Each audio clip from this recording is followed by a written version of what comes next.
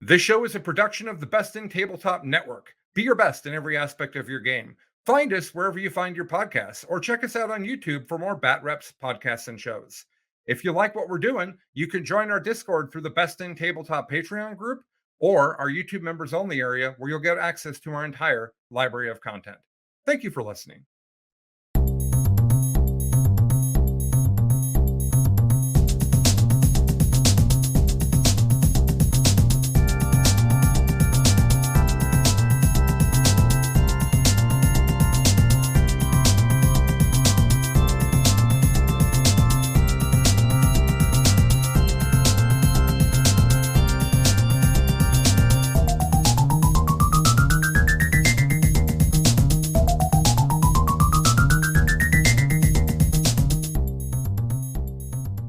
Welcome to Best in Faction. A podcast about competitive Warhammer 40k. I'm Colin. I'm Chuck. And we also have Hank, but no Mitch. Hi, everybody. I'm Hank. The interesting thing that happened this morning is that both Hank and Mitch are sick, but Mitch is not here and Hank is here. So we've got like 70% of a Hank. We've got no Mitch. Mhm. Chuck's had a weekend. This is gonna be a different sort of episode, I think. I also have so many things going on that I don't know which things to share and which things not. So we're just gonna have a party here, I think. Sounds about right. Yeah. Sounds cool to me. So other than how your weekend's been going, do I even want to ask you how you're doing, Chuck? Like, do we do that part of the show? do we pretend that everything's fine in Chuckland and you can just be happy? I am doing the work of 3 adults. Well, you're the size of 3 adults. Well, there you go. It's perfectly fine. Size definitely is what makes the difference. Yeah, that's what's giving you the capacity to get things done, right? Yeah. Because when you're really big, it's easier to do a lot of things. Let's just say that if you and Josh hadn't reached out to me and said, "Hey, you didn't put your list into for the storm," I would have got my first yellow card ever because I was just let's unaware. be clear. As much as I love Bob and that tournament is going to be so amazing, I do not believe the list submission date was told to anyone. So, well, it would. If anyone was going to know, normally it would be me because read the packet. But had I known that I would be finalizing my list last night, I would have probably made different post-dinner choices about what things I was putting into my system. Because it got real stressful there. I had to have Hank proofread my list at like 11:30 at night because I was like, I might have done everything wrong. Hank, I had the wrong, before I showed it to you, I had the wrong Fire Dragon power. Oh, gotcha. Example. Like, just because the names are so stupid, I just had the wrong one. So how's Hank other than being sick? How's your world? Dealing with teaching children. We're in the back 6 weeks of school. So kids are going crazy. Everyone's kind of checked out. And that's pretty much about it. Dealing with the exotic adventure that is being non-COVID sick, which is something that I haven't experienced since COVID. Because, if you and no one understands. And no one understands. Is it COVID? No. Yeah, exactly. Are you sure? Just this was a slight fever. Oh, okay. Yep. Yeah. We've had the kid sick a few times where you take COVID tests regularly because you expect it to be positive at some point, and it's just not because you're just not COVID sick. Oh, I've already taken 3 COVID tests and I'm not positive, so this is something else, something exotic. All right. Well, for those that don't know Hank, he's been on the show a bit lately. Hank is a very veteran 40k player. Hank has kind of become my chief Eldar practice partner. We make lists together. We practice a lot. Hank has a different approach to 40k than me, which makes him and I working on lists together really interesting. And so we thought Hank had an opportunity to go to Seattle Open last weekend, and was the top placing non-Tyranid player in the pre-nerf Tyranid land. Was that really just a week ago? It was last weekend, right? Doesn't feel like it, but that is when it was. All right. Okay. Yeah. So it was like 7 days ago that was happening. So we're going to talk through those games. Chuck also had a chance to take his chaos list with basically no preparation to the tournament. So we'll have the Chuck learning on the fly stories, which I thoroughly enjoy. Sometimes you got to build that airplane in the air, right? That's actually, I think, the best way for me to learn. Okay. Just Well, hit now it with you'll your take face and then make adjustments. exactly right. So we're going to talk about all of that. But before we do that, we have a number of other topics. First of all, I want to give a shout out to the Storm of Silence, the very first uh, tournament that the Best in Faction podcast covered was Storm of Silence 700 years ago. I actually have no idea what year it was. I Just think go it was we don't you four. you don't use years anymore, it's pre-COVID. You just say pre-COVID. Yeah, That's a it's whole like different four. It's it's in it's the Yeah, before non-canon. times. it's in the before times. It was like 4 or 5 years ago. I took three. It was early 8th edition. It was post. It was once the codexes all started coming out. The Necron Codex had just come out, and I took triple Tesseract Vault. That's what I took to that tournament, and that was the first tournament where I went 3-2 as a result of taking triple Tesseract Vault. And I got done with the tournament, and I said on the podcast, it turns out if you take a gimmick list, you just beat people or lose to people based on list design, and the whole weekend's super relaxing. Um, that's Except for, actually not, if that gimmick is giant Tesseract vaults that you have to actually move from table to table. and that you drop on the floor. Yeah. That was also that. So anyways, the Storm of Silence is at Gamers Haven in Spokane, Washington. Gamers Haven for a decade now has been the real like pinnacle of Pacific Northwestern tournaments. Jason Bird doing them way over on the west is now doing really cool stuff. But Bob's been there. He's been the tank for years for our community, and I've been to I don't know 6 tournaments out there. I don't know if that's right. Sounds right. And the Storm of Silence is the biggest one they've ever done.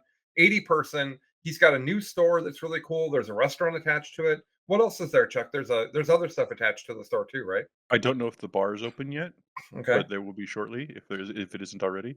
Okay. Well, that's good because we don't have the casino across the street anymore. No, that's true. There was a casino across the street before, and after Saturday, the whole tournament went to eat there, which was fun but terrible for the restaurant. Because they were not, for some reason, no one ever told them. I think the last time someone told them, but previously it was like 50 people just show up, and the restaurant's like, what? Anyways, so Bob's got this new location. It's super great. There's a basketball facility across the way that they can rent out, which means they've got tons of space for the tournament. Because Seattle Open ended up being this month as well, and people are limited in how much they can travel. Bob's seen some drops that he's not very happy about. So there are tickets available. Go to Facebook, Storm of Silence, or go to Gamers Haven and reach out to Bob Kelly, who's the owner and proprietor. That's the word I like. Proprietor of that fine establishment.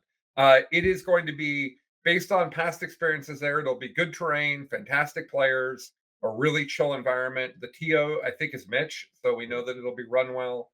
I'm pretty sure it's Mitch. I honestly don't know, but I think it's Mitch. So that should be great. Hotels are cheap out there. We drive I think it'll be 6 hours for me this year because I moved farther north. Oh, yeah. But we drive, we load up into my giant Suburban and we nerd down the road out there. So should be great. You're coming for your first time, Hank? First So that'll time, be yep. fun. Yeah.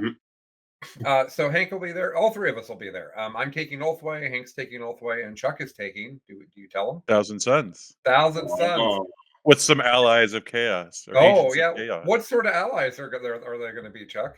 Are The they agents. Kimbashed, beautiful allies? Yes, they are, which is good because they have to lift up the rest of the army that I'm slapping paint on before I go. That's great. Uh, so Chuck is adding ninth to Thousand Suns, Yeah, which I think is a incredibly obvious but also awesome thing to do. I think yeah. that the Thousand Suns were already really good, and the only thing they were missing was long range shooting. If Zach was here, he would go on for 20 minutes about that. oh, I've been in Messenger with Zach talking about that exact thing. He is super excited for it. Yeah, because he was taking what's the terrible thing he was The taking? Fortunes. Yeah, he was Yeah. taking these Fortunes, and they're like 700 points a model. I think they're Yep. 180 or something crazy.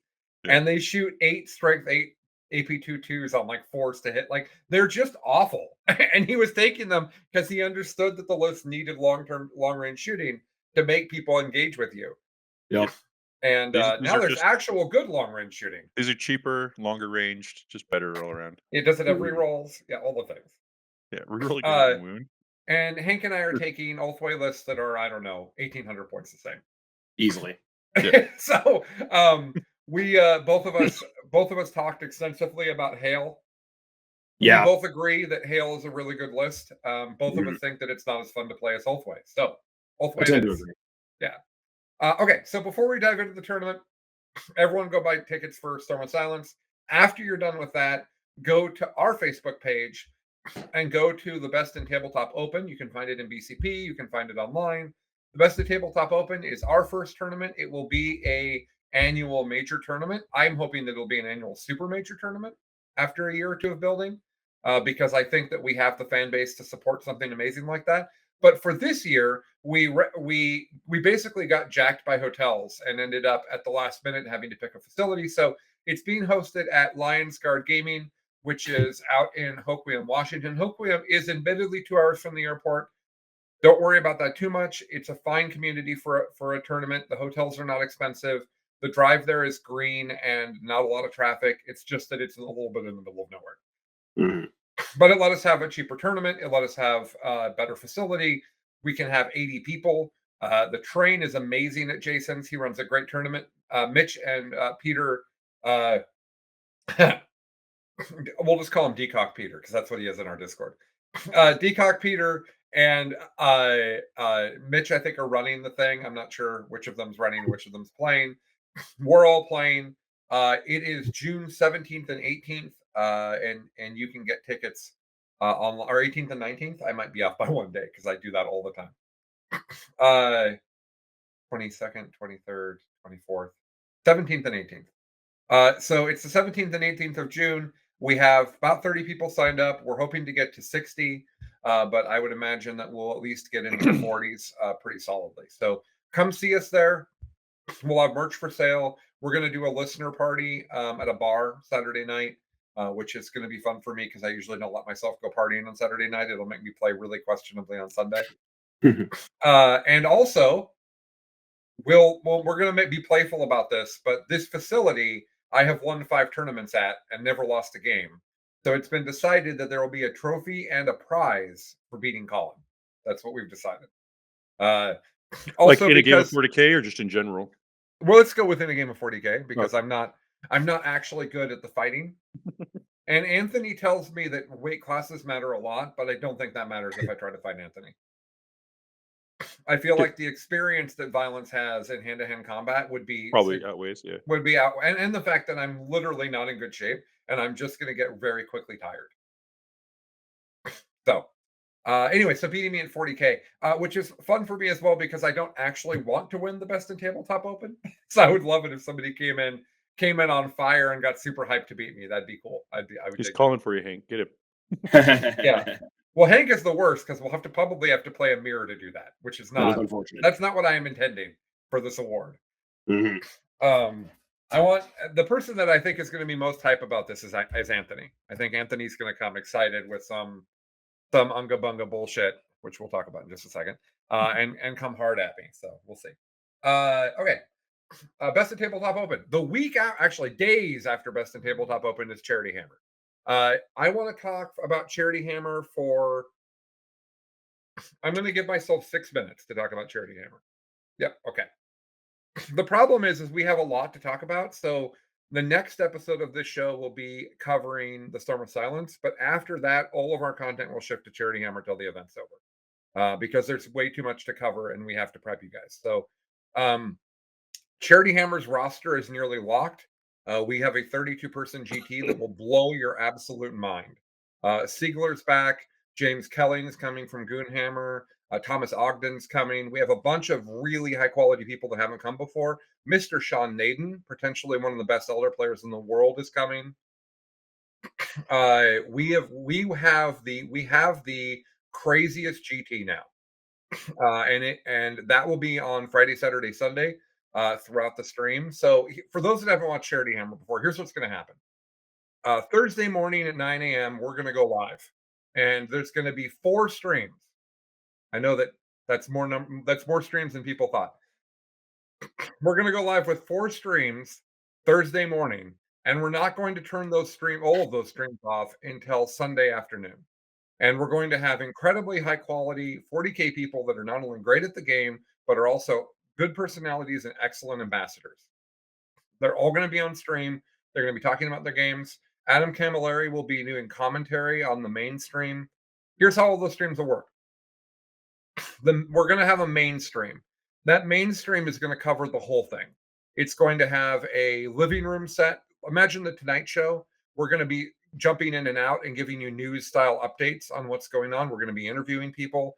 We're going to have commentary through most of the time on that channel, and that channel is going to be able to jump between the other three tables and show you the whole of Charity Hammer happening at once. So if you want to watch if you want to watch the spectacle and you want to follow it like it's a story and you want to understand what's happening and how much money we're raising and you want to see, who's beating who and how's it all working, you're going to have that main stream that you can watch that will give you everything.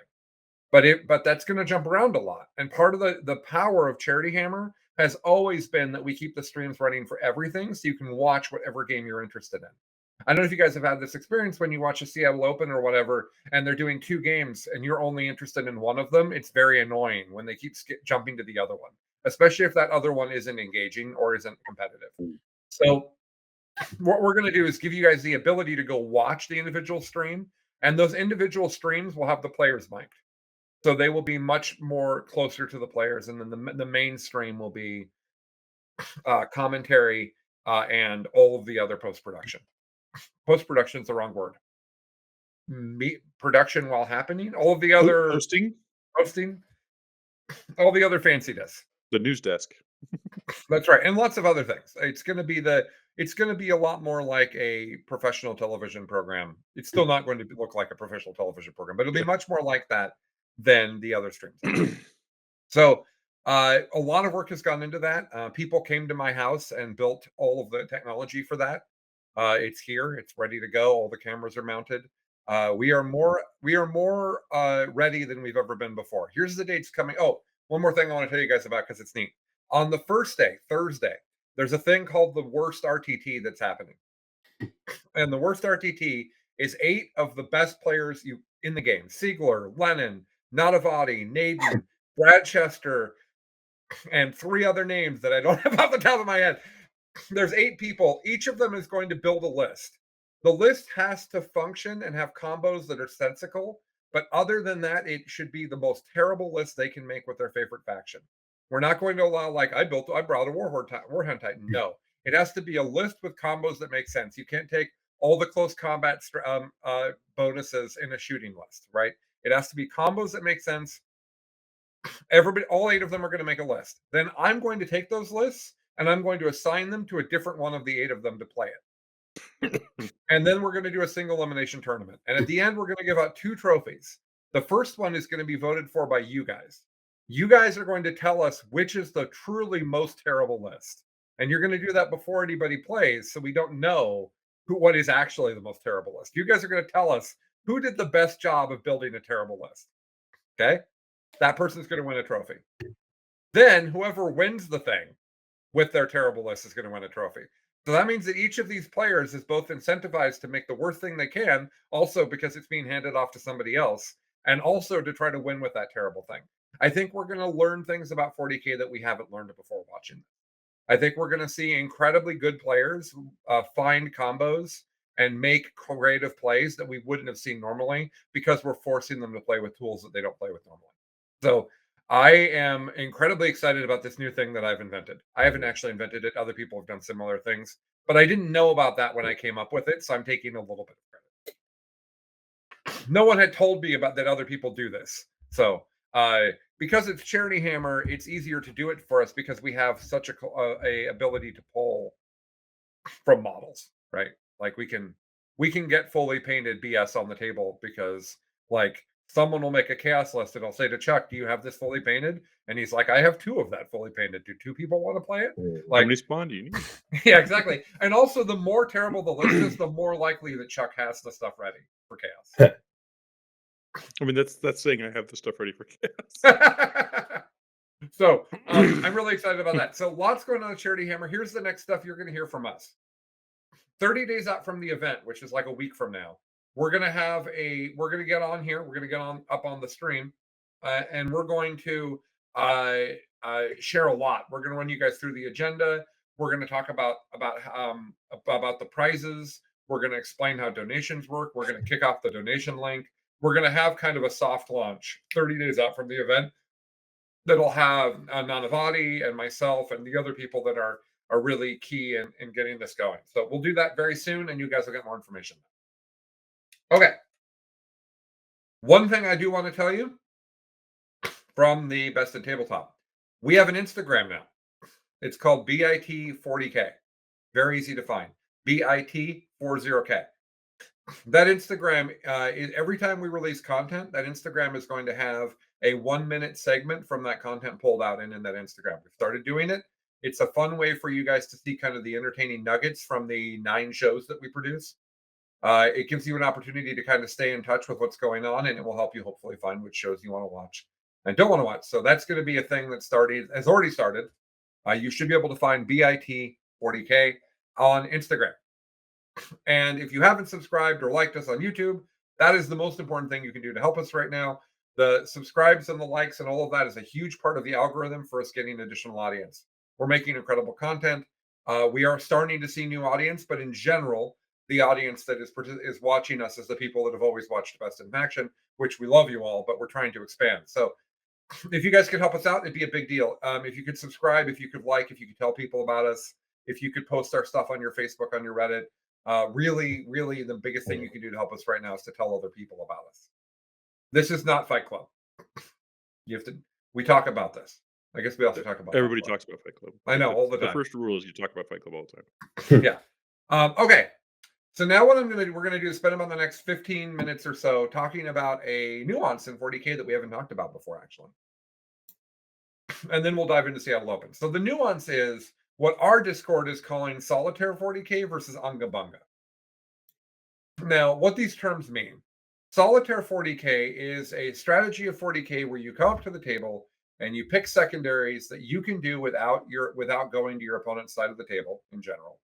And you say, I have everything I need over here. You're going to have to stop me. I'm going to score. And then it's a number, 97, 95. Chuck had that chaos list with the Zangor, with the Zangors, not with the Zangors. With the pink horrors and Be'lakor, they basically said, I'm going to score 95, or what was it? How much were you going to score, Chuck? 94, I think it was. Yeah. I'm going to score 94. That's just what I'm doing. So here I am scoring 94. You do you. And that is a very common way to play 40K right now. And it's becoming more prevalent because it's the primary method of 40K that Art of War tells you to play. If you watch Art of War's content, it is much more aimed at that. Those guys in general, when you watch their streams, they stay back from turns and turns and turns from each other, playing the game and then they'll win by like 7 because they'll disrupt a secondary on turn 4. Like they play these very non-interactive, very holding back games, and that is a way to play 40K. It's a very common way to play 40K. The other way to play 40K that's talked about a lot is just I'm going to line up and I'm going to come at you and I'm going to wreck you. And Fight Club calls that Unga because a lot of the Tyranid lists we're seeing right now is I brought all these Tyranid things that are undercosted for what their durability and damage. I'm going to put them all on the line, and whether I go first or second, I'm going to come at you, and you're not going to be able to deal with it faster, and then you're going to be dead. And Drukhari did that as well. Admech was really good at that when Admech was pre-nerfed. Admech did a thing where it was like, hey, if you go second, it's over because I'm just going to aggressively come at you and table you. So that is also a way to play 40K. And what I think is interesting is that when you talk to people about lists and you talk to people like all the time in 40K, we talk about, is this list good? Is this list good? How does this list play this list? And first of all, nobody talks about the people playing the list, which is silly. And that's the thing we should do more of. But because that actually matters a great deal. But the lists themselves operate in different ways. And if you don't consider that nuance, you're not actually going to get the most out of it. So before we dive into talking about Seattle Open, where this is a topic that's going to come up a lot, I wanted to talk to Hank and Chuck a bit about these two different styles and what appeals to them, and if they've played both, and then I want to talk about why it matters that there's two of them. So, Hank, which of these more describes you? Are you more of a solitaire 40K player, or are you more of an Unga player? Well, I am definitely more of a solitaire player. It's been my experience that solitaire is, for as oxymoronic as it sounds, I think that solitaire, being that it's implying that it's a one-player game, shows better amounts of skill that you can flex over your opponent. looking for those abilities to be non-interactive, to make a big play on one specific turn, to disrupt like a secondary or a primary or something like that. You boil the game down to a very, very few choices that you have to make on very specific turns. Whereas, like when I played Custodes, that's basically what I was forced to do. And you played me when I was playing those Custodes lists, and I was bored out of my mind Mhm. because it was basically just like, all right, here I come. And I would just move everything up. And it would just be Yeah. like, all right, cool. I have these rules that say I don't die. Hey, guess Mhm. what? I didn't die. Now I'm going to kill all your stuff. Yay. And then I would just do that to people. And I had an absurd amount of success with it, but I play like one event, maybe two with Custodes, and just decided to move on to Craft Worlds the hot second I had the ability to do anything different than that.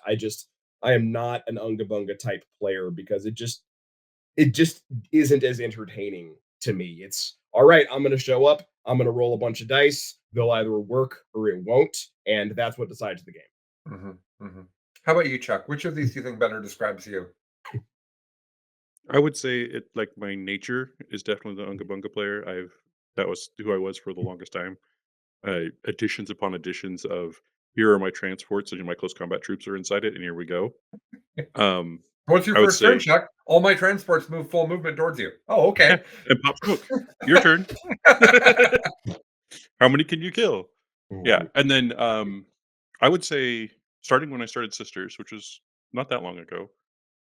Oh, it's probably before Sisters, but Sisters were part of that thought process. Is I wanted to start mastering Solitaire as well, because I really think these are they're a thing you're biased towards as a player. Mhm.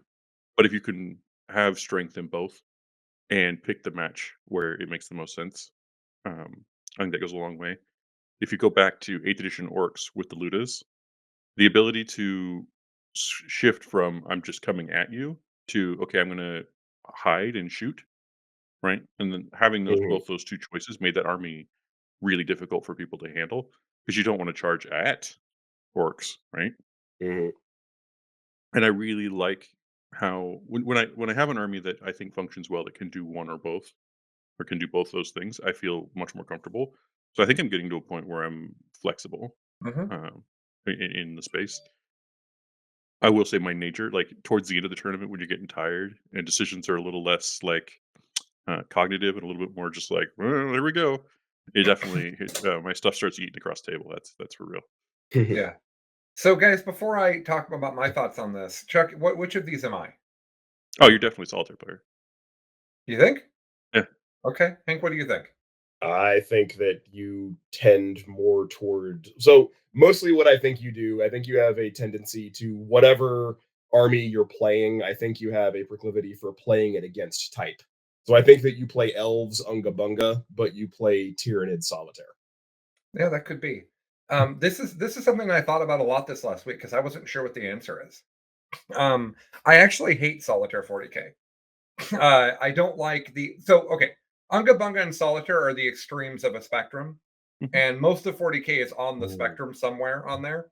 Mhm. So I don't like extreme Unga Mhm. Bunga, and I don't like extreme Solitaire. So I was trying to figure out where I actually land, and I think when I played Double Spear Yanari, Chuck, I think that was actually Solitaire. Mhm. I think I was saying, I have this castle you can't deal with, and I'm going to play the mission, and I'm going to kill you, and you're not, and I'm just going to sit over here, and I'll send spears out to do things, but then they'll just come back. They'll just come home. But I think that the way that I played Drakari was Unga Bunga. I think I with Drakari I was waiting a second occasionally until it was safe, but I was basically tabling people aggressively and not doing a good job of playing the secondaries at all, Mhm. frankly.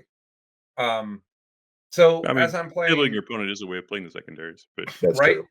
So as I play Mhm. more and more and more, what I'm seeing for me is that if I commit to a solitaire game plan, I can't Mhm. hang with it for all 5 turns.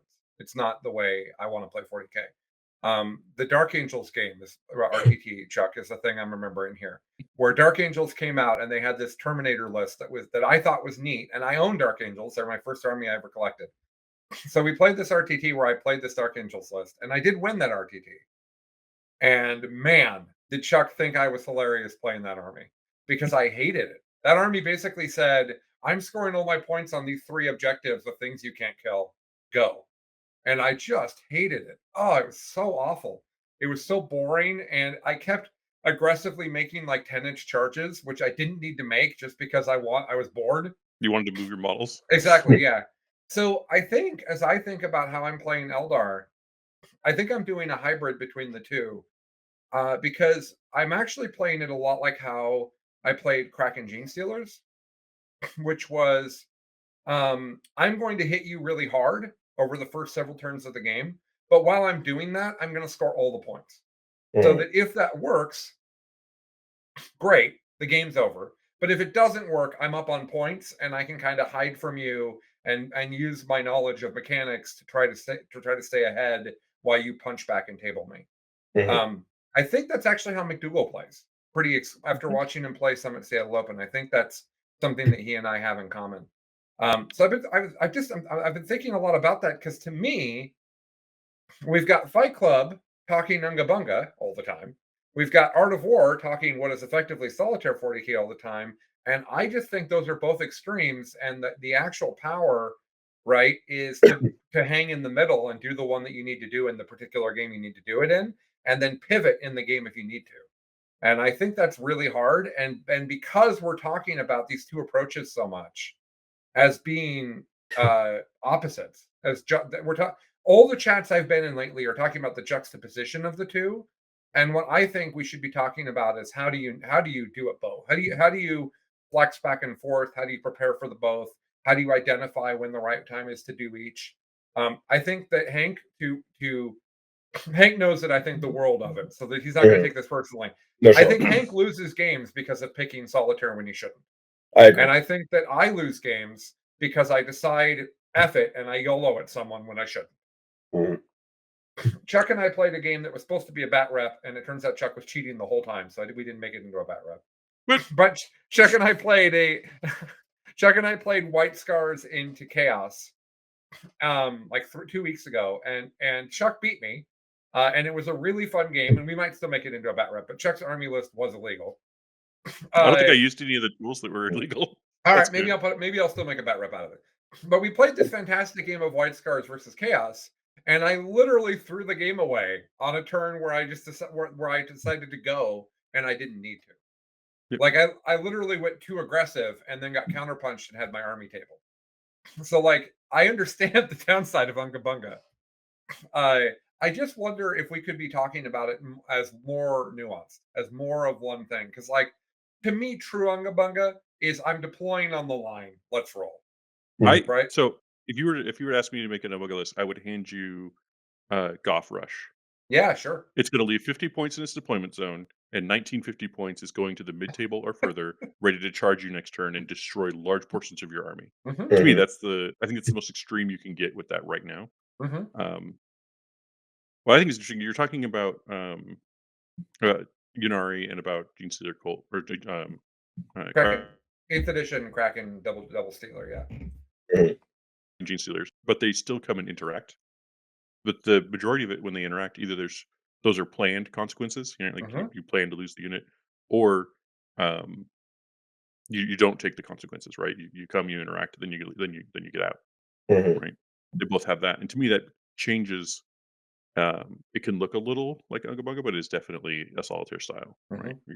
And to me, I guess that's the core, is whether you want to deal with consequences from your opponent or not. Oh, no, I agree. Solitaire is all about avoiding consequences. I want to make choices, but I don't want to suffer any downside from making those choices. Yeah. And I think that's the part of solitaire that I am naturally good at, because as Chuck pointed out, I am irrationally concerned about my toys dying in the game. And so one of the things that I noticed, I played 2 games with our good friend Noah yesterday. I played Craft World into Tau, Sept Tau, with basically meta Tau suits. And then suits and some of those ridiculously undercosted troop transports. Devilfish. Yeah, Devilfish. I mean, it's like 95 points. What? Something Are you like that, T7? yeah. Are you T7 with 14 wounds? That's not fair. Yep. God. And then I played the next game we played. There were rhinos, and I told the rhinos that they should feel terrible about themselves for coming to the table to get that turn after the Devilfish. Anyways, Hank, your ongoing thing where the Imperium doesn't know how to build transports. Yep. They just don't. So, anyways, we're playing these games, and one of the things I'm noticing is that when I'm locked in on my strategy. So when I'm playing 40K, I have three internal dialogues. One is we're fine, everything's under control, the whole plan is working, everything's okay, this game's over. And I'll feel that on turn one. I won't tell my opponent that, but I can tell in matchups that's the way it's going to go. Then there's man, this is a really interesting game. I really have to focus. What's going on? Oh, geez, I got caught there. And then there's, oh crap, this is going terrible, right? And what I've realized is that when I'm playing and I've got that calm of everything's going fine, I'm only losing pieces that I knew I was going to lose going into the turn. So I'll do my turn, and then it'll be Chuck's turn or Noah's turn or Hank's turn, and I'll lose models, and it'll be exactly the things I knew I was going to lose. And I'm very good at predicting that. And then if I lose exactly what I thought I was going to lose, my brain says, check, great, let's roll. And I think that there's an element of solitaire 40K to that, because I'm not actually letting Hank decide what things he's going to kill if he explains, right? I'm so the big example of this, Hank, I think is Banshees. Yeah. So Banshees are great, but they are missiles that explode and die. Yep. But they can be given OBSEC, and they're fast, and they kill things, and they also weirdly shoot things. I actually think 5 shuriken pistols that can be shot after advancing is kind of hilarious. It is. Because sometimes they just like do 3 wounds to something. Like, well, I mean, the unit often gets guide tossed on it, and hey, you can use that guide on your pistol shots on the way in. Full rerolls to hit and a reroll to wound. It's pretty funny. Right. So those ladies are -1 to be hit with a 4-up save and a 5-up invul, and the whole unit's the 5 of them 7 wounds. Yeah. She's 3, right? Yeah. So the 5 it's 7 wounds, 4-up, 5-up invul, -1 to be hit. And hilariously 5-up shrugged immortals. Yes, and hilariously 5-up shrugged immortals. So that unit might take more effort to kill than my opponent's expecting, but they'll make sure it dies. But that's okay, because it killed the thing that I needed it to kill, which lessened my opponent's tool set. It's standing on an objective, which I needed because I almost always take Stranglehold. And you'd ask, well, but they're not there to hold the objective next turn. No, but I'm also going to make sure my opponent isn't standing on the objective on their turn also, so that our primary is equal. So I think that there's these things that you say, okay, there you go. I'm sending this thing at you, and I don't care what happens to it because it's already done its job, which sounds Zunga Bunga, but I think is actually solitaire 40K. That's 100% solitaire. 100% agreed. It's actually something when you're talking about that really made me click into it. I think that 5 objective missions favor solitaire, whereas 6 favor Unga Bunga, particularly because if I take the table in a 6 mission, I have 4 of the objectives. You can easily take me off of 1, but you have to take me off of it and get on it to prevent me from getting those 12s. And Unga Bunga generally runs out of gas before the game is over, so you need to get your points up quick. Right. So I think that's an interesting perspective to look at it. Like, should the mission that you're playing factor into if you're deciding between the two for a game? Right. And I think I not only that, but I think that I think you need to think a lot about your opponent for when you're deciding which way you're going to go. And I don't just mean the player, I mean the army. If you are playing 90% of the books in the game and you pick solitaire 40K against Eldar, you've lost. They are, at least I'm not talking about Hail here. I'm talking about Ulthway. The stuff that Hank and I are doing, that's what I'm talking about. Like, if you say, well, I'm just going to hang over here and I'm just going to play the mission and it's going to be fine. Eldar have long range shooting. They're fast. They have all the tools to make sure their plans work. And they also play the mission well. It's probably not going to work out. There'll be a bat rep up in the next few days where I play Noah and we both stay back for the first part of the game. And you can watch. I'm going to do commentary on this to try to help people understand it. You can watch how the Tau suffer from that. You can see how both armies are staying on the opposite sides of the table and both are trying to play the mission, but you can literally see the Tau not able to keep up. The Eldar score slightly more points each turn, right? The Tau are losing slightly more important things.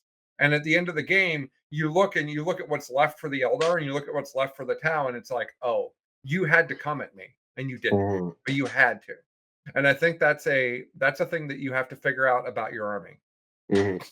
Like, when do I need to go? And against Eldar, as an example, Hank and I said this on the show before. You probably need to run at them.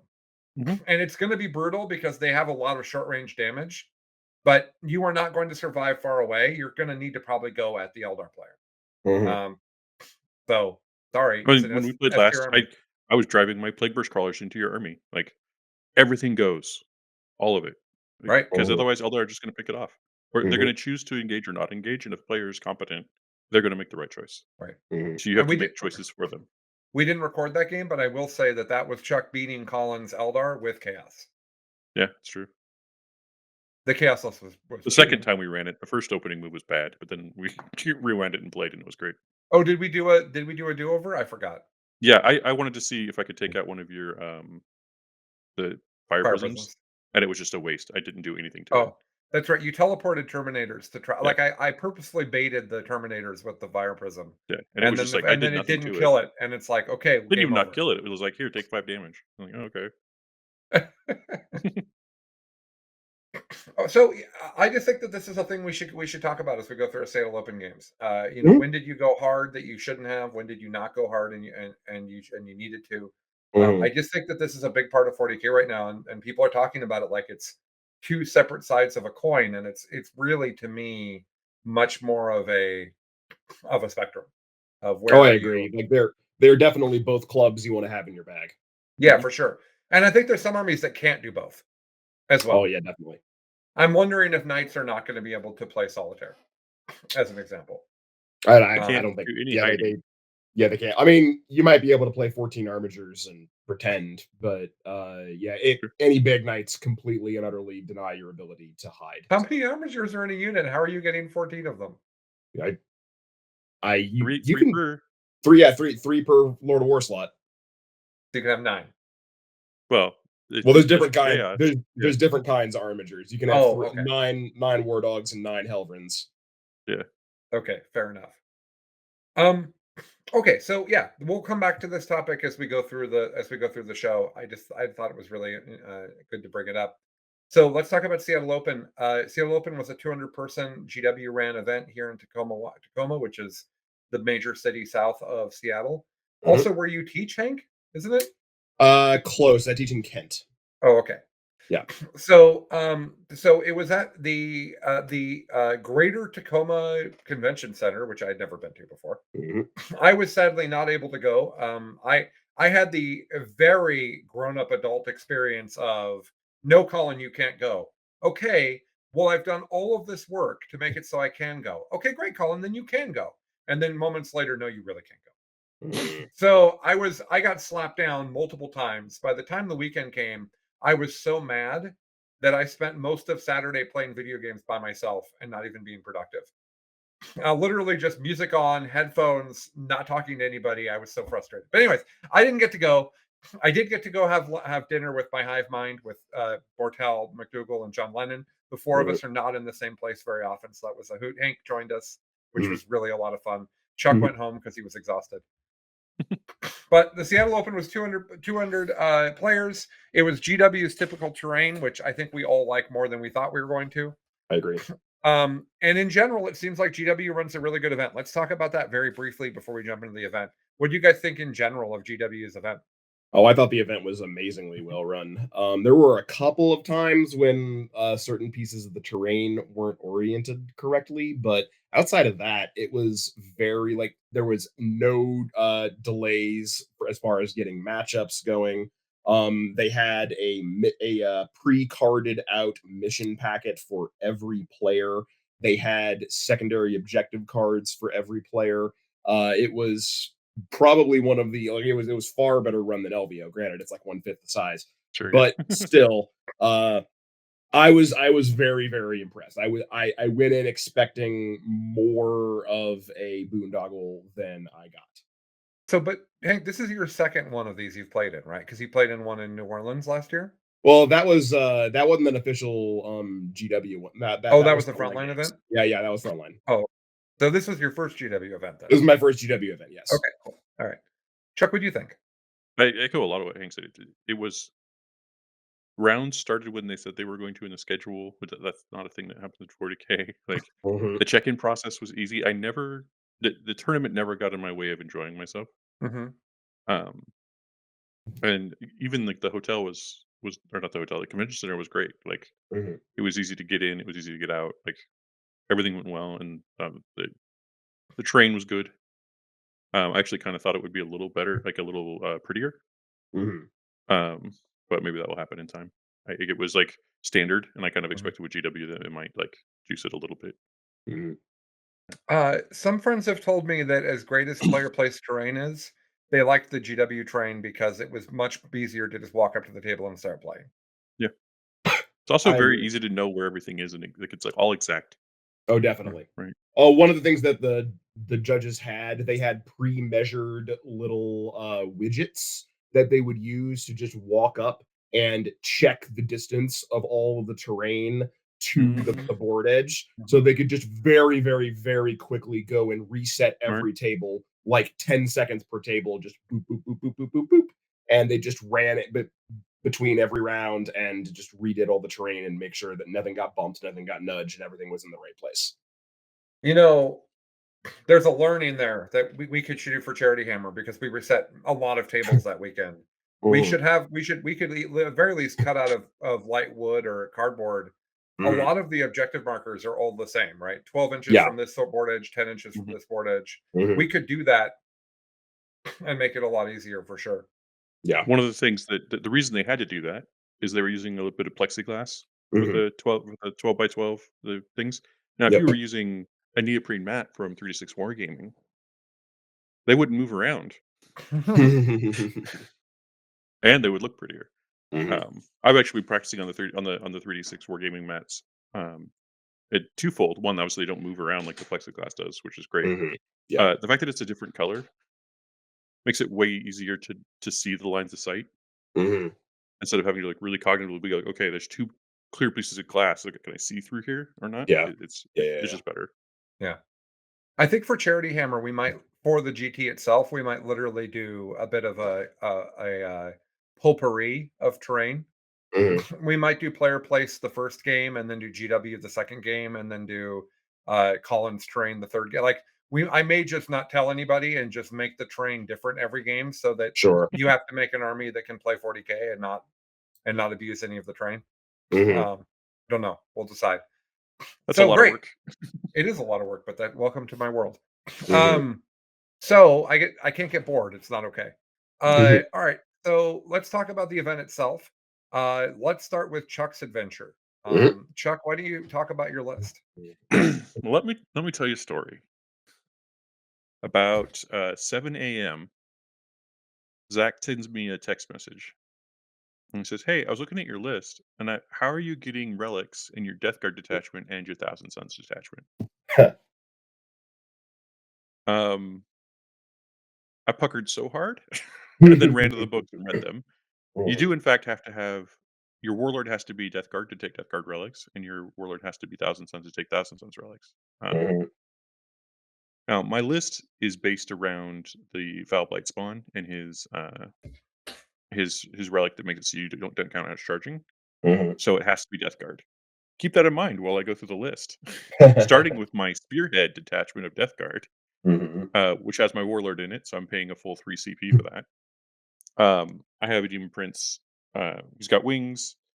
He's got the separating plate and the revolting resilience. So this guy is T6. I think it's 8 wounds, 2 up, 4 up with a 5 up. Feel no pain. No, 2 up. Yeah, 2 up, 5 up, 5 up, and -1 damage. So he doesn't go away to basically anything. Um, I think he's actually a beast throughout the entire tournament. I liked him quite a bit. And then it has the foul white spawn with the revolting stench vats. 2 foated bloat drones with flesh mowers. Look, can we just comment on revolting stench vats? Yeah, on my foul blight spawn. And then finally 3 plague burst crawlers with entropy cannons. It's a lot of demon engines. Those things take up space. No, they're bad, Chuck. Oh, they are? No, they're bad. You can't take them. Oh, okay. Isn't that Uh, the world supposed to tell you every time we talk about them? I don't know. I love them. I think they're I know great. that's why I'm bringing it up. You every time I saw you talk to you over the weekend, you're like, I sure love Plagueburst crawlers. Yep. No, that everybody's they're definitely nerfed. I don't they got armor contempt as well. Like, um, and then I have a patrol, 1,000 cents, which used to have the warlord in it, so that I would get my CP refunded. But as soon as I found out my relics were bad, I had to switch things up a little bit. It's got an infernal master in it. He's rocking the glamour each, and then he's bringing the +1 damage or +1 strength on ranged weapons chant. And then it's got Aramon on disc.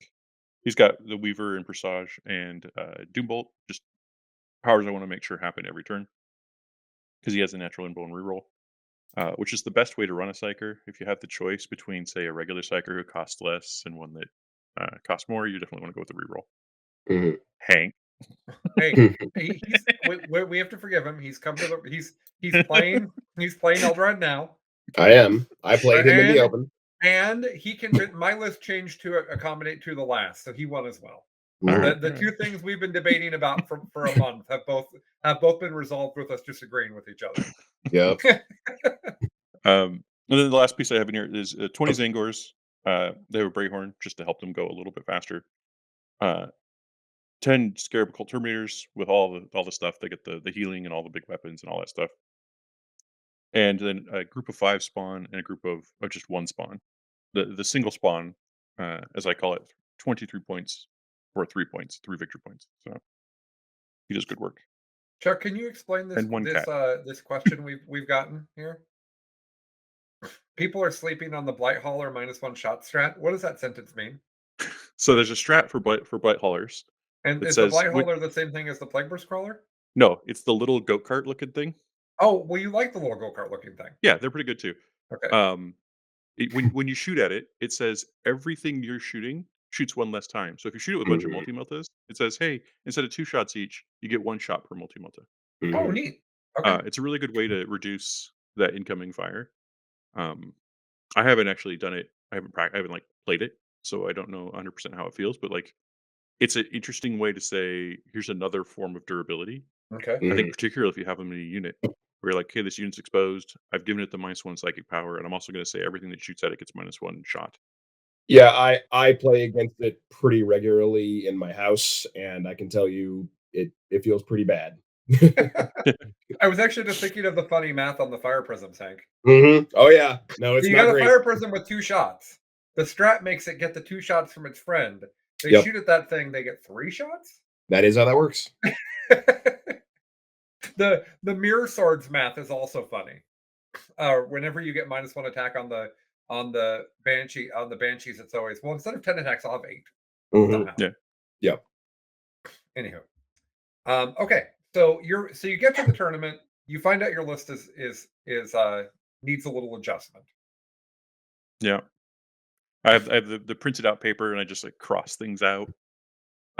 So I basically lose a warlord trait, um, and umbrellific crystal, and nothing else changes. The CP is the same, which isn't super bad. It means that my infernal master doesn't fly, and he moves a little bit shorter distance, which is not that terribly impactful. And the umbrella crystal is one that I don't actually intend to really use much. It's there to make people concerned that it exists. So I don't think it's a massive drop. Okay. If I was to if I was going to play the list again, I would definitely rearrange it so that I'm getting like 9 CP instead of 6, and maybe end up with a unit of plague burst or a unit of plague marines or something.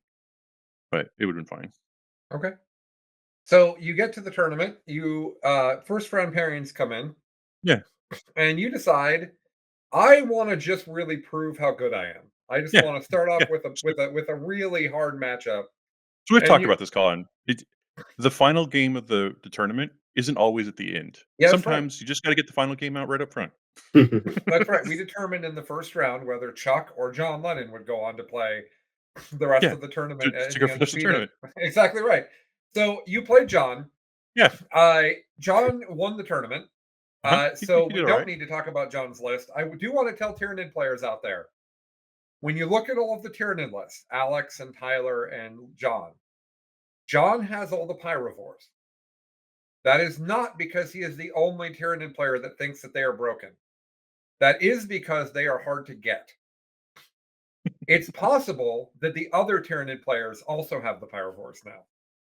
So that John list, That's actually something you're going to see a lot of now, especially with the changes to Tyranids this week. By the way, the fact to Tyranids this week, best in tabletop, I think, as a network, thinks it's great. The facts are super good, super well written. This event is obviously before them, so we're not going to talk too much about how powerful Tyranids are because they just get that they got brought in line pretty heavily. I think they're still S tier. If you want to know more about that, you can find on our YouTube on the day of the fact, which I think was Friday. Tyler Bortel and I spent an hour going through each line of the fact and talked about why it matters and what it means. You can find that on our YouTube, Best in Tabletop. So just to throw that out there. So rather than talking about John's list in the matchup, what was it like to play John? Had you played No, it John was great. before? Yeah, I think we played at Charity Hammer, or at least we've hung out so much that it was just like, oh, I get to play a friend. You know, the matches where you're like, oh, I'm definitely gonna have a good time. Okay. Also, I haven't played Tyranids um, against them at all, so I was like, hey, teach me how this works, show me what's going on. So we went through everything. We actually started our round a little bit after their timer because he spent so much time like making sure I sort of understood both what he was going to do and like where the gotchas and stuff were. He's really good about that. Yeah. So we had a good time there. I got Tyranided. Like their points costs like, many times. I forget what they're called. The little snake people, Raveners. the Raveners.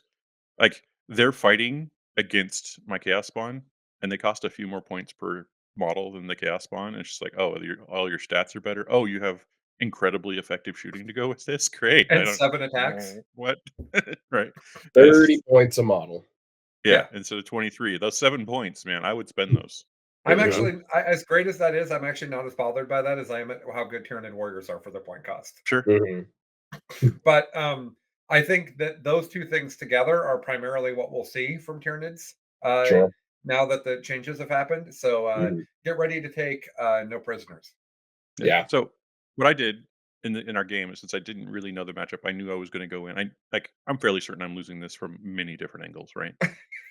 Like that's kind of a weird. So I want to make sure I do I do things. I took missions that I knew I could bank the points from, right? I didn't want to like I just take Mhm. as many points as I can out of the game.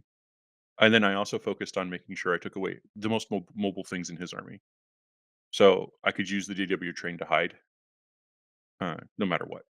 Mhm. Um, That's not true. That's not how the Hive Tyrants work. They don't really care if you hide. They will come to you. They deliver, and then they just leave. Mhm. Uh, but we played several rounds. I hung in it until basically the end of four, and I managed to pull 60 points out of the loss. He got like 90. I think it's 97. Yeah, 97 points. So I kept him off with 3 points, It shows which I think is just 98 to some banner 60, but points. I was going to comment that 60 is really not a 98. bad loss in a matchup like that. No, Uh-huh. no. I'm sure that John gave other people less than 60 points. Oh, probably. Yeah, and I think like my Terminators were a serious concern for him.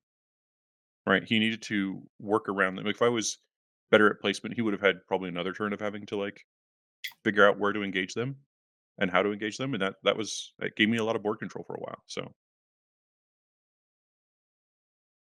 right. I think that was the conclusion was there. I didn't take a lot of like, my learnings were just this is how the new Tyranid things work in Yeah, that game, so it really I like, that's all I could focus on. right.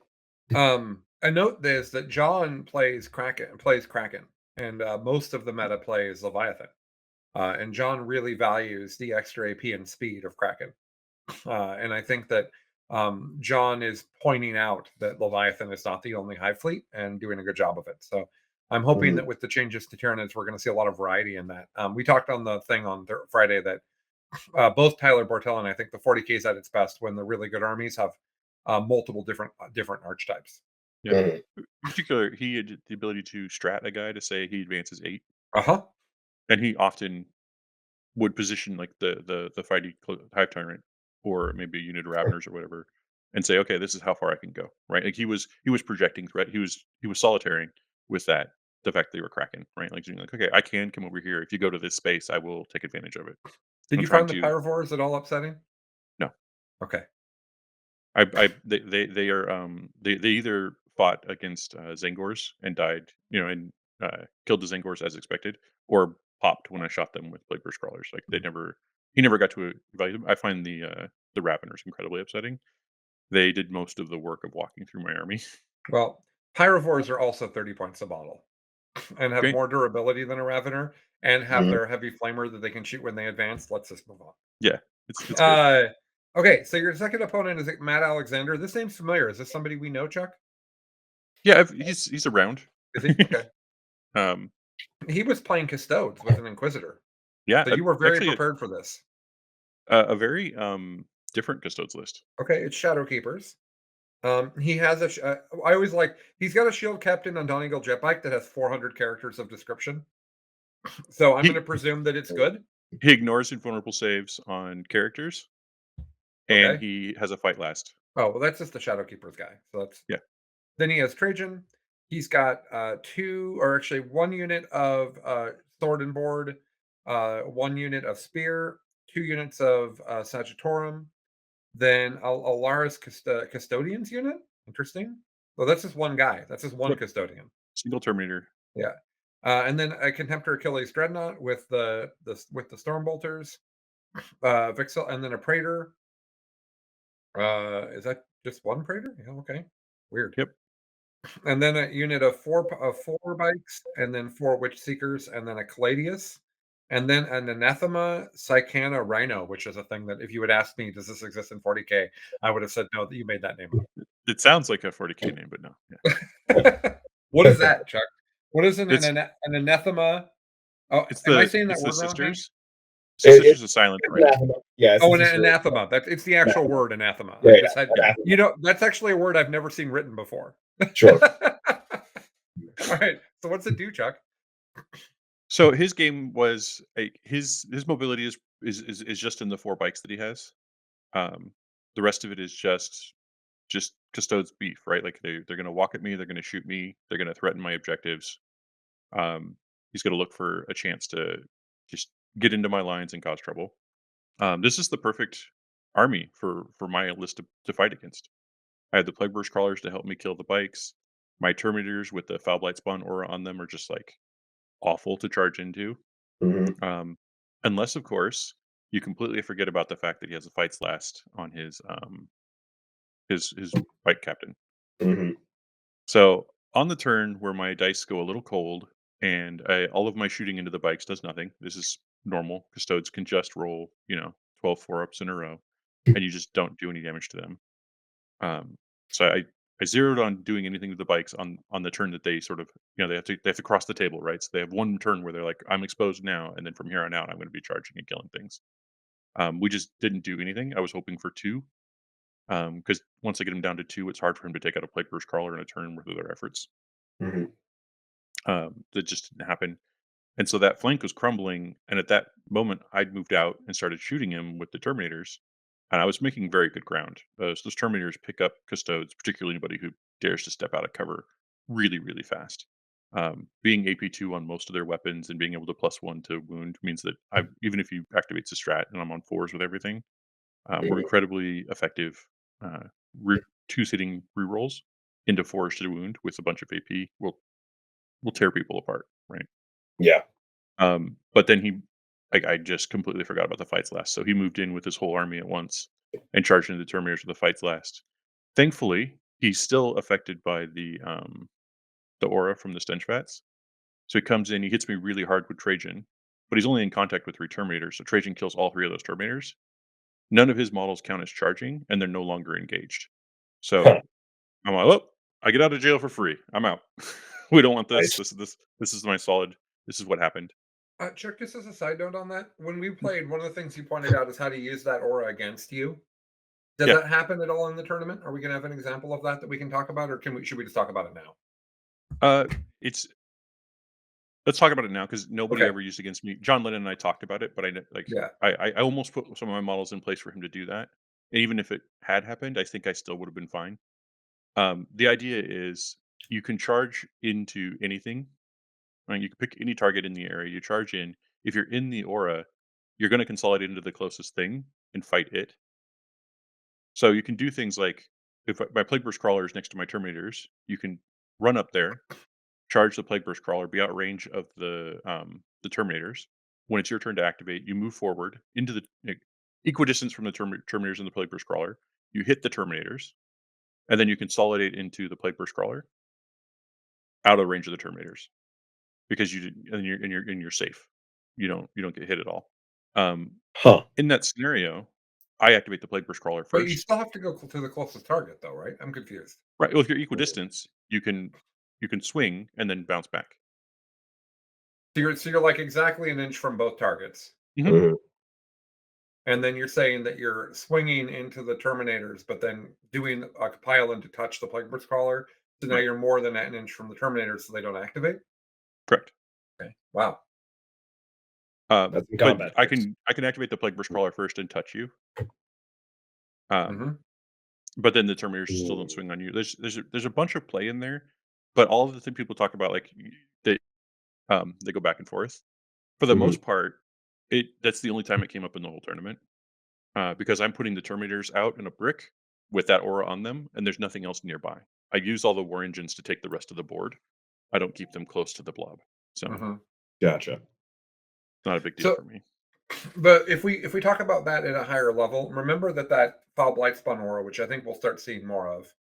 That foul blight spawn aura just says you didn't charge, which means you don't activate if you're not in engagement range. Mhm. It Mhm. means you don't have to punch the thing that you charged. Yep. You punch whatever's touching you. It just the general lesson here is just to keep that in mind. Yeah, it's not Uh, simply fights last or you don't. It doesn't change just the order that you engage in. It changes a lot of things it about also armies. Yeah, it means you could charge a unit next to the Terminators and get to attack the Terminators without them overwatching you, as an Yep. example. Mhm. You can charge, like, say, into the Terminators and use your piloting consolidates to wheel around and then attack something you didn't charge. Mhm. So, like, if that Foul Blight spawn is just behind the Terminators and not, like, wrapped within them, you can just go around and kill him. Mhm. He's not that tough. So, So in the end, in the end, so he did that. I managed to pull out of the mistake of letting his commander come in and fight slash my Terminators.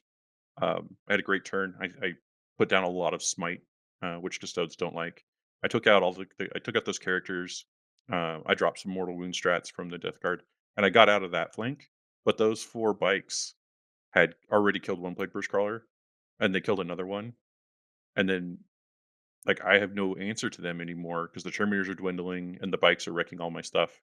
And before I knew it, I didn't have any ability to move out any further onto the board. mhm, So now I'm behind on the primary, and Mhm. then my secondaries were just coming up sort of short. All my two last are dying. We're being threatened. They didn't actually die. At the end of the game, I was very Mhm. smart. I moved all my two the last into a building and put them in very defensively. And I took all the tanks that he wanted to kill because of his score and shot them out onto the table. Hmm. So he spent a turn, like, already knew I'd lost, so I didn't care where his points went to, and I let him just pick up some big game hunter points, but kept my own points up. Mhm. Never amusingly, you practiced. scored exactly the same score you scored against John. Yeah, very. It's look. If once you're consistent, Yeah, all you have to do is iterate until you improve. that's exactly right. Mhm. So I just want to share that while I'm trying to use my phone to help the guys at PCP, my Apple interrupted me to tell me on this weekend's podcast the real Queen Elizabeth and how she has kept the monarchy afloat through decades of scandals. And I just want to point out that I've watched so much sci-fi that if Mhm. you say the sentence "the real Queen Elizabeth" to me, I have now assumed that we had an imposter or a clone that has been discovered, and that this podcast is about that story, and I would listen to Yeah, Amazing. an that. army of cloned Elizabeths. Here they come. Rather than just a Mhm. 95. Hank probably knows. I think she's 96. Is she 96? Okay. That's the sort of thing that I just presume Hank's gonna know. Okay. Um, then you go into round three. You're now 0 and 2 at this tournament. Yeah.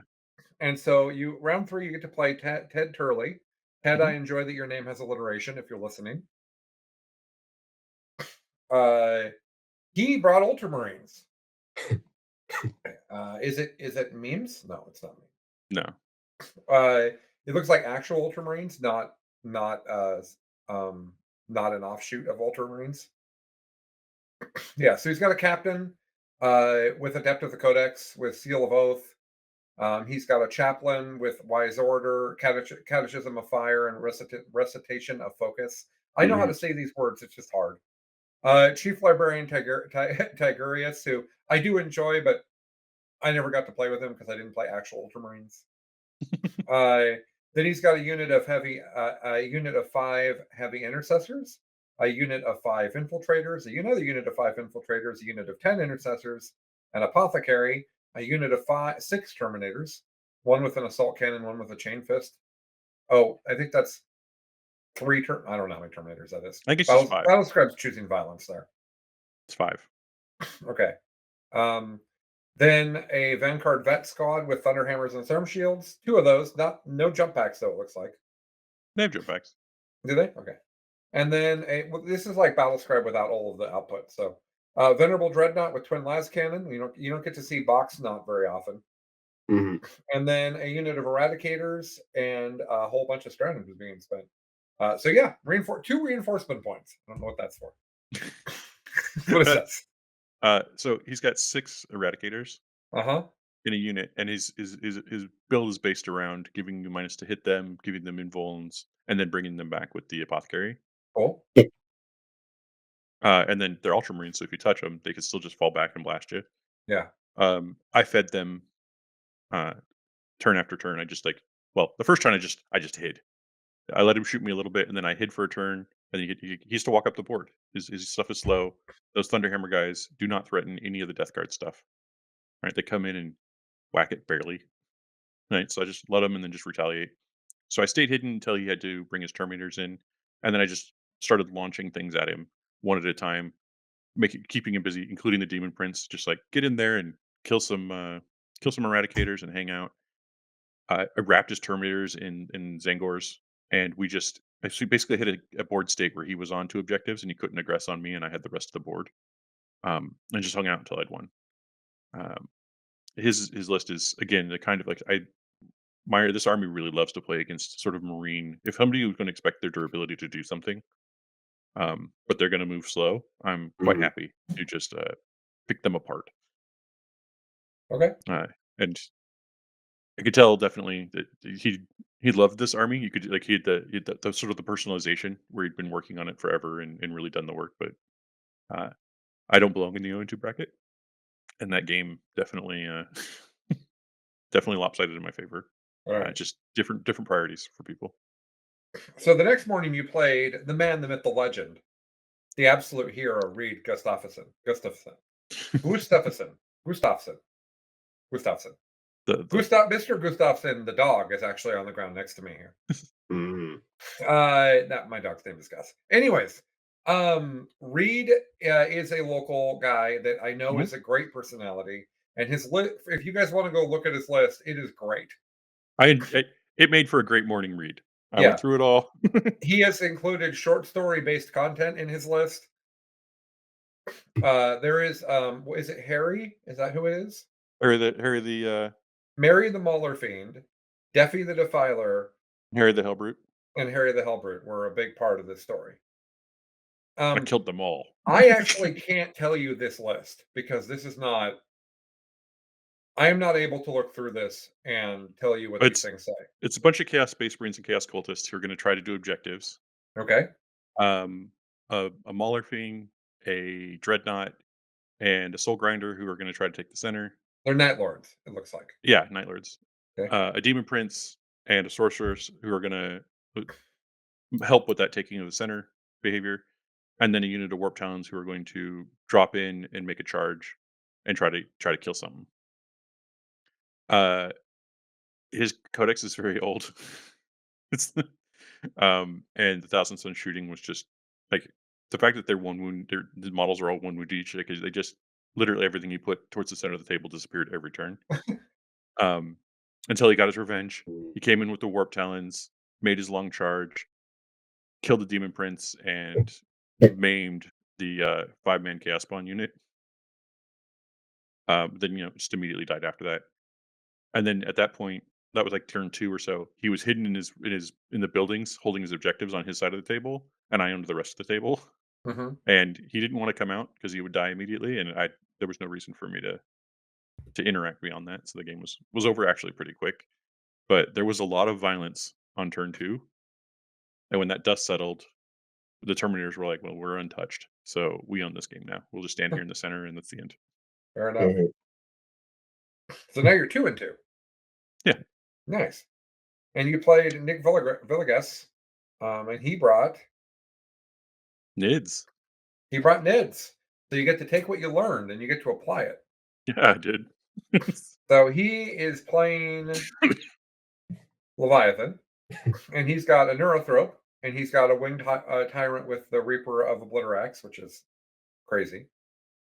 He's got 3 units of 3 Tyranid Warriors with their bone swords and their. It looks like he doesn't take the stronghold, the Venom Cannon on them. He's got 2 Maliceptors, the most adjusted data sheet we've seen in a long time, in the most recent fact. Then another patrol where he's got more Leviathan, obviously, another Neurothrope, another Winged Hive Tyrant. Interesting. This one doesn't have the Reaper, obviously. Then 2 units of 10 Gargoyles, a third Maliceptor. What a Chad. What a hero.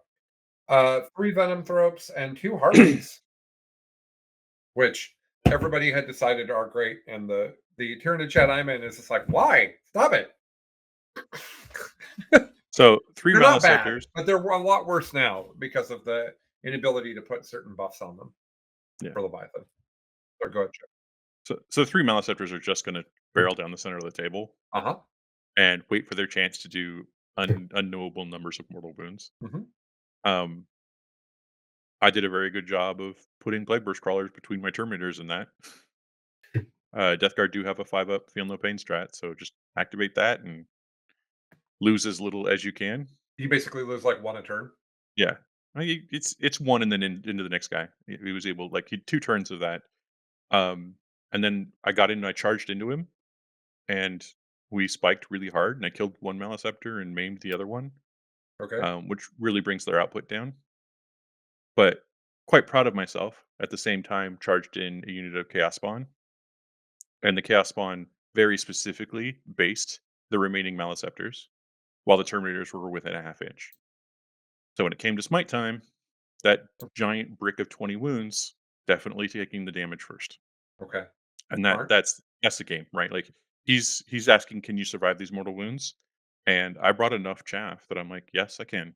And in the end, I think it was only like a 6 point game or something. We played to the wire to the end. 76 to Um, 70, yeah. yeah, it was fantastic. He'd actually handed me a loss when I went to the last tournament with Custodes when he was playing Crusher Stampede. So it was nice for us to meet day 2 and for us to go. Now we're 1-1. So we'll have to see who wins the next round. Great.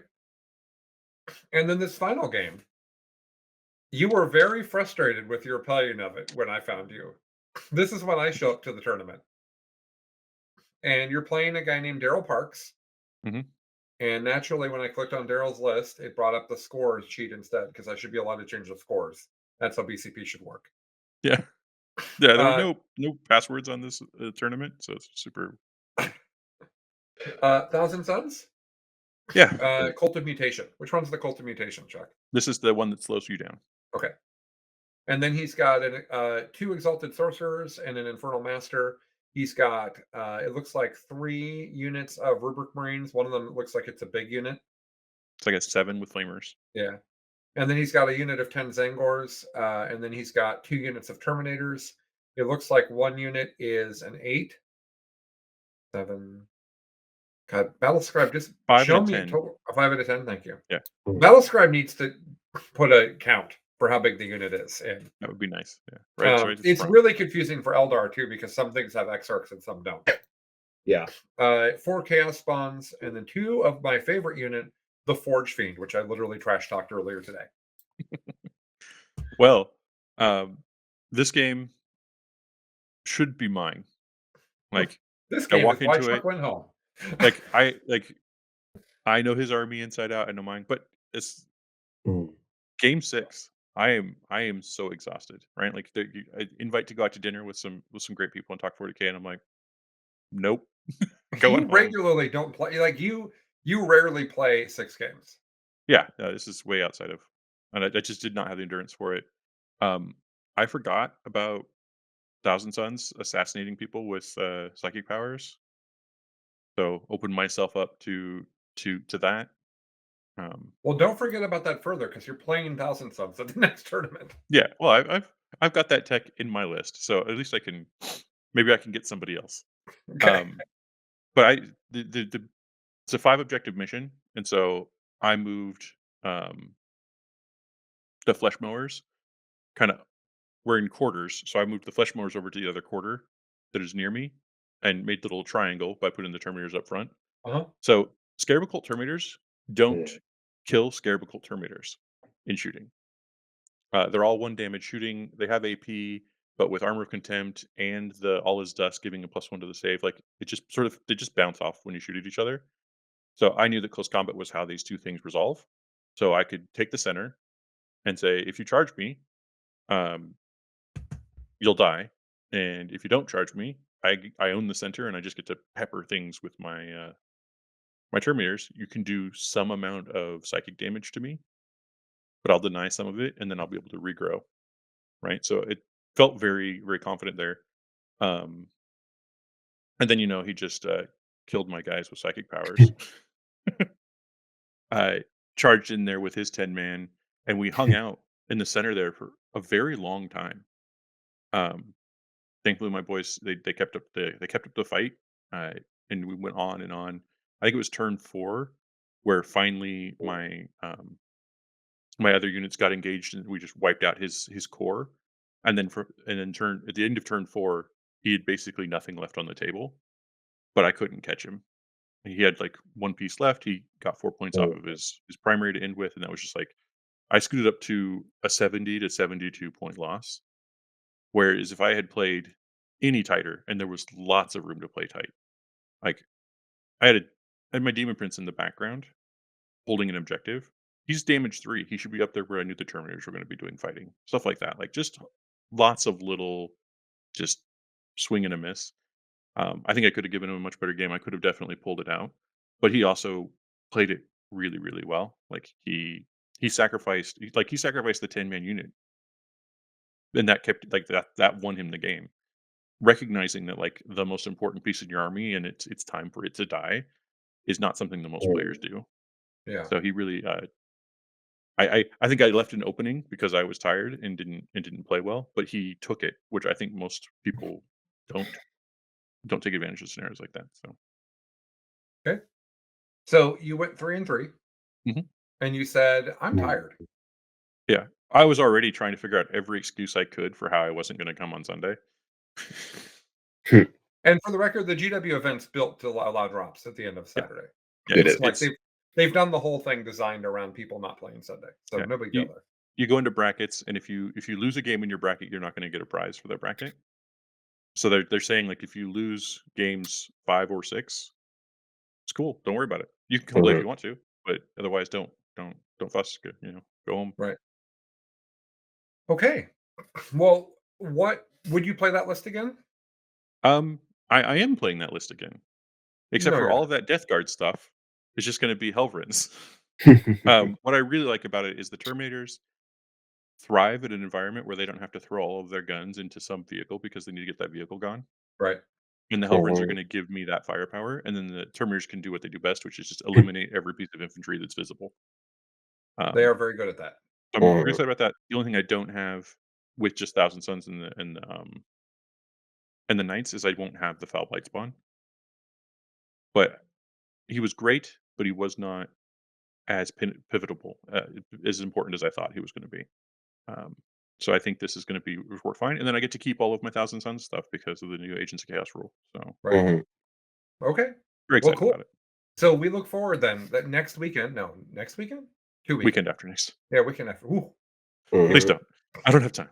Oh, I've got 10, 18, 26. I got like 28 models to hobby. So I'm list locked. I've actually got all of the pieces of everything is here in the Colin spectrum of responsibility. Um, Yeah. but Yeah, anyway, okay. magically, this will get painted by then. I'm sure. Is that all? That's all that you need? This is enough for me to be battle ready, Okay. which is good Oh, enough for now. I think that list that Chuck's taking, Hank. I think it's Mhm. going to surprise people. I think he's going to Oh, do I really. agree. I agree. Well, in particular, if I surprise people, because if I jump 20 Terminators, like one uses the power and one uses the crystal, and then he'll Mhm, shoot you. Like mhm. I just collapse your whole flank. All right, your We turn, need to go. get some. We need to get some reps for you for that to help you do well at it. What? Maybe we should do an RTT next weekend with the best people we can come up with. Gosh, Yeah, that would be a great crazy. idea, Oh Colin. wait, Yeah, I that'd already be planned it good. all, and we have enough people in the chat. Yeah. Okay, so let's talk. Let's talk Hank. Mhm. All Yeah. right, Hank. Yep. What's So an Eldar do? tell us about your Eldar list because I don't know what version we're talking about at this point. Alrighty, my Eldar list. Let me pull it up in BCP. All right. So I am rocking a single battalion Ulthway list. As you do. Uh, I finally bowed to the wisdom of Colin and decided to lead it off with Eldred Ulthron Yeah. as Pip the Daddy. Warlord. Then we have the your classic Farseer Skyrunner. He With Ghost Helm? has with Ghost Helm. Yep. He has yep. He is Ghost Helm. He doesn't really do anything else. He's got a Witchblade, no other upgrades. I have a third Farseer. He is in the list mostly because I just watched Nick Nanavati win Dallas with that Hail list, and he was doing some weird things with his Farseers and their Warlord traits and their relics and their powers, and I just saw him do stuff with Eldritch Storm, and I was like, I have a little bit of extra stuff. The thing about this list is I was up until this event running the Avatar in it.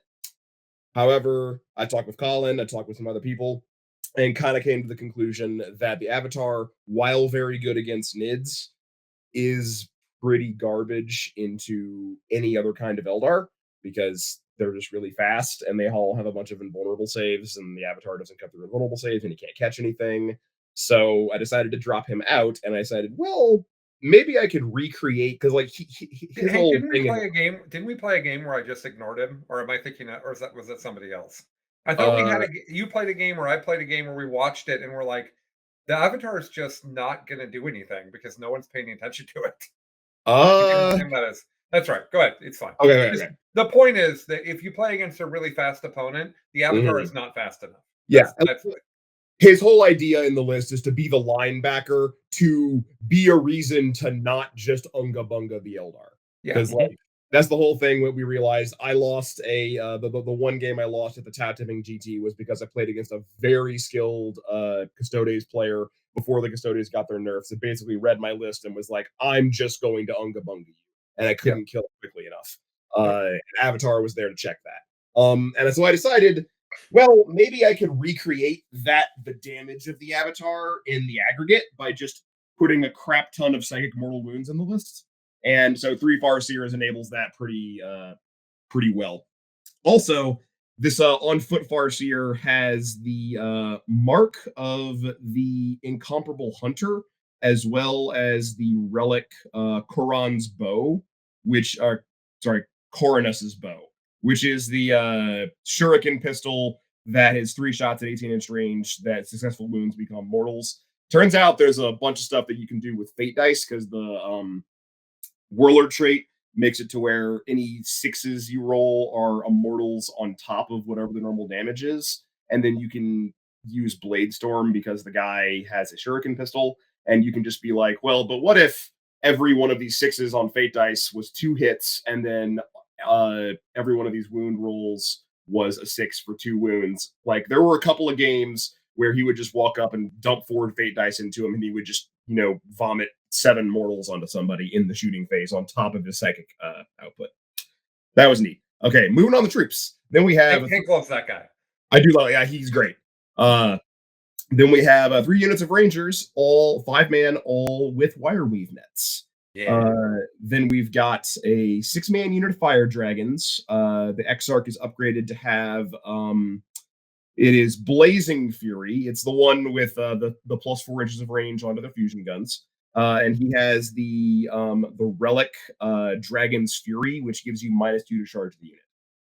Then I've got the customary 2 Hold units on, of base. Hank. Oh, Why don't you explain why those two things go together? Explain how that fire dragon's works. okay, Because so how that it's different than how I play it. So I think it's worth talking about. so the idea that for this unit is Colin's Fire Dragon unit. He does the one that's 5 points more expensive. If you're within 9, you just auto wound.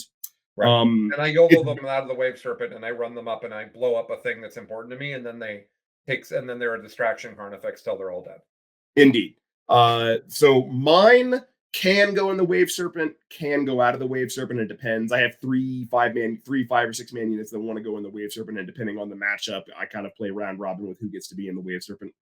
But the idea is you have 16-inch range meltaguns that, because they're super awesome Eldar meltaguns, never have to be closer than 16 inches. They get literally nothing out of being closer than 16 inches.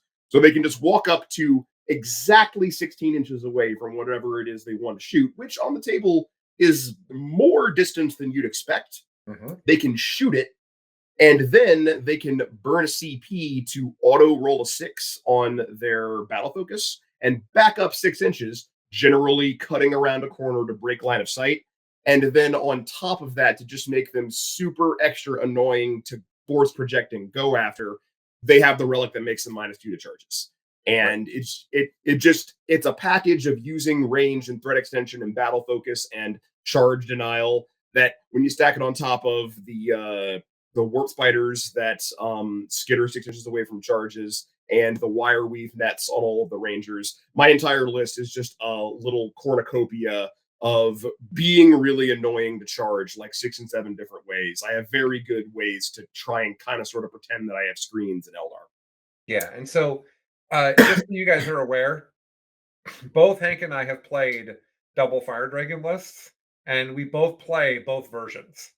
So I like his version a lot, and I play it when I have two, and he likes the auto wounding guys a lot, and he plays Mhm, it when he has two. We mhm. differ on this because I play more aggressively than Hank does. Yeah. And what's more important to me is that they're all going to wound, and I'm not going to need to spend fate dice on it, because the turn that Mhm, they're doing that for me, I usually have the fate dice going into other utility.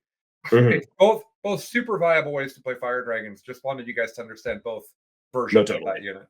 Yeah. Yeah, yeah. Colin's version is way better. So, like, the one weakness that my version has is Colin's version is like, oh, do you have transhuman? That is super sad for you because I don't roll dice.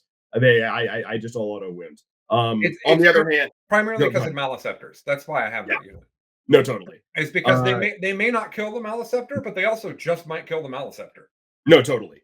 For me, I prioritize being able to get more than one round of shooting out of Yep, them. and that And makes perfect sense.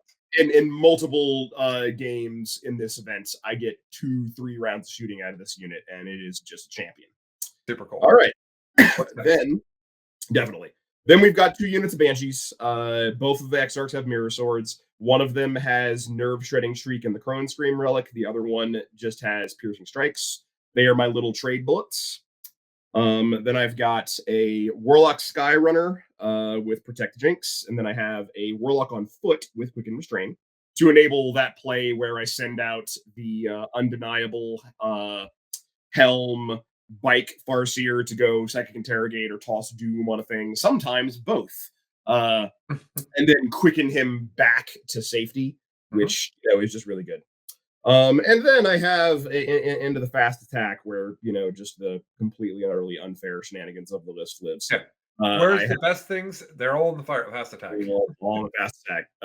We have a 10-man unit of Swooping Hawks with the Phoenix Plume Shrine Relic. I did not give the Exarch a power because the only one I think really worth giving him is the Winged Evasion, which is -1 to be shot at. And honestly, with the nerf to indirects, the Swooping Hawks get shot at so rarely that I can just LFR them if it's ever important, and who cares? So I just save 15 points there. Also, for me, it makes it faster to roll the unit because that way the Exarch stays the same ballistic skill as the rest of the unit, so I can just pick up 40 dice rather than having to roll 36 and then 4 to hit on 2s.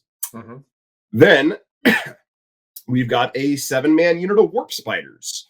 These guys are rocking the Web They of have Deceit they have power. the redeploy. Yeah. They have the redeploy. They have the So redeploy. when they battle focus, instead of going their 2d6 inches, they can redeploy it anywhere 9 inches away, like the Hawks do every turn. I explain it to my opponents as they get to cosplay as though they are Swooping Hawks for a turn. It essentially makes it into 2 units. Yeah. There's no reason you shouldn't take those upgrades. So the hilarious thing that happens with these two units is they pop out and they both shoot things and then they both leave. I Mhm. had several games where that was the turn too, where they pop out, they would just wreck two things, and then I would just be able to, between battle focuses from the last fast attack and the tanks, I would just be able to do just a huge amount of damage and then give my opponent nothing to strike back Right. at. Then I'm gonna add a note here too, Hank. yeah, We both play 7 spiders. yeah, We both agree that 9 spiders is great, that it 10 is. spiders is great. Mhm. Both of us are playing 7 to make To the Last work with our lists. That is Because correct. the spiders are a tool that typically kills a thing, kind of survives, kills a thing, goes somewhere weird on the table, kills a thing, and then dies. Yep. So, sorry, go ahead and All continue. right. Yeah, cool. Then we have Oh, a and five. then Oh, go ahead. yeah, no, then you're 5 men. Sorry, I was gonna make sure you didn't Yeah, forget. I have a 5-man unit of Wind Riders that all have scatter lasers. They're in here mostly because I sat down and I realized, am I really playing an Elfway list that doesn't have any Guardian units in it? So I don't have anything that can use the Black Guardian's discipline stratagem. And I was like, you know what? 125 points. I'm gonna get a 5-man unit of scatter lasers. It's basically just Swooping Hawks Part 2. Um, they are 30 shots at 36-inch range after a 16-inch move, and they can battle soak focus 6 inches with the strat.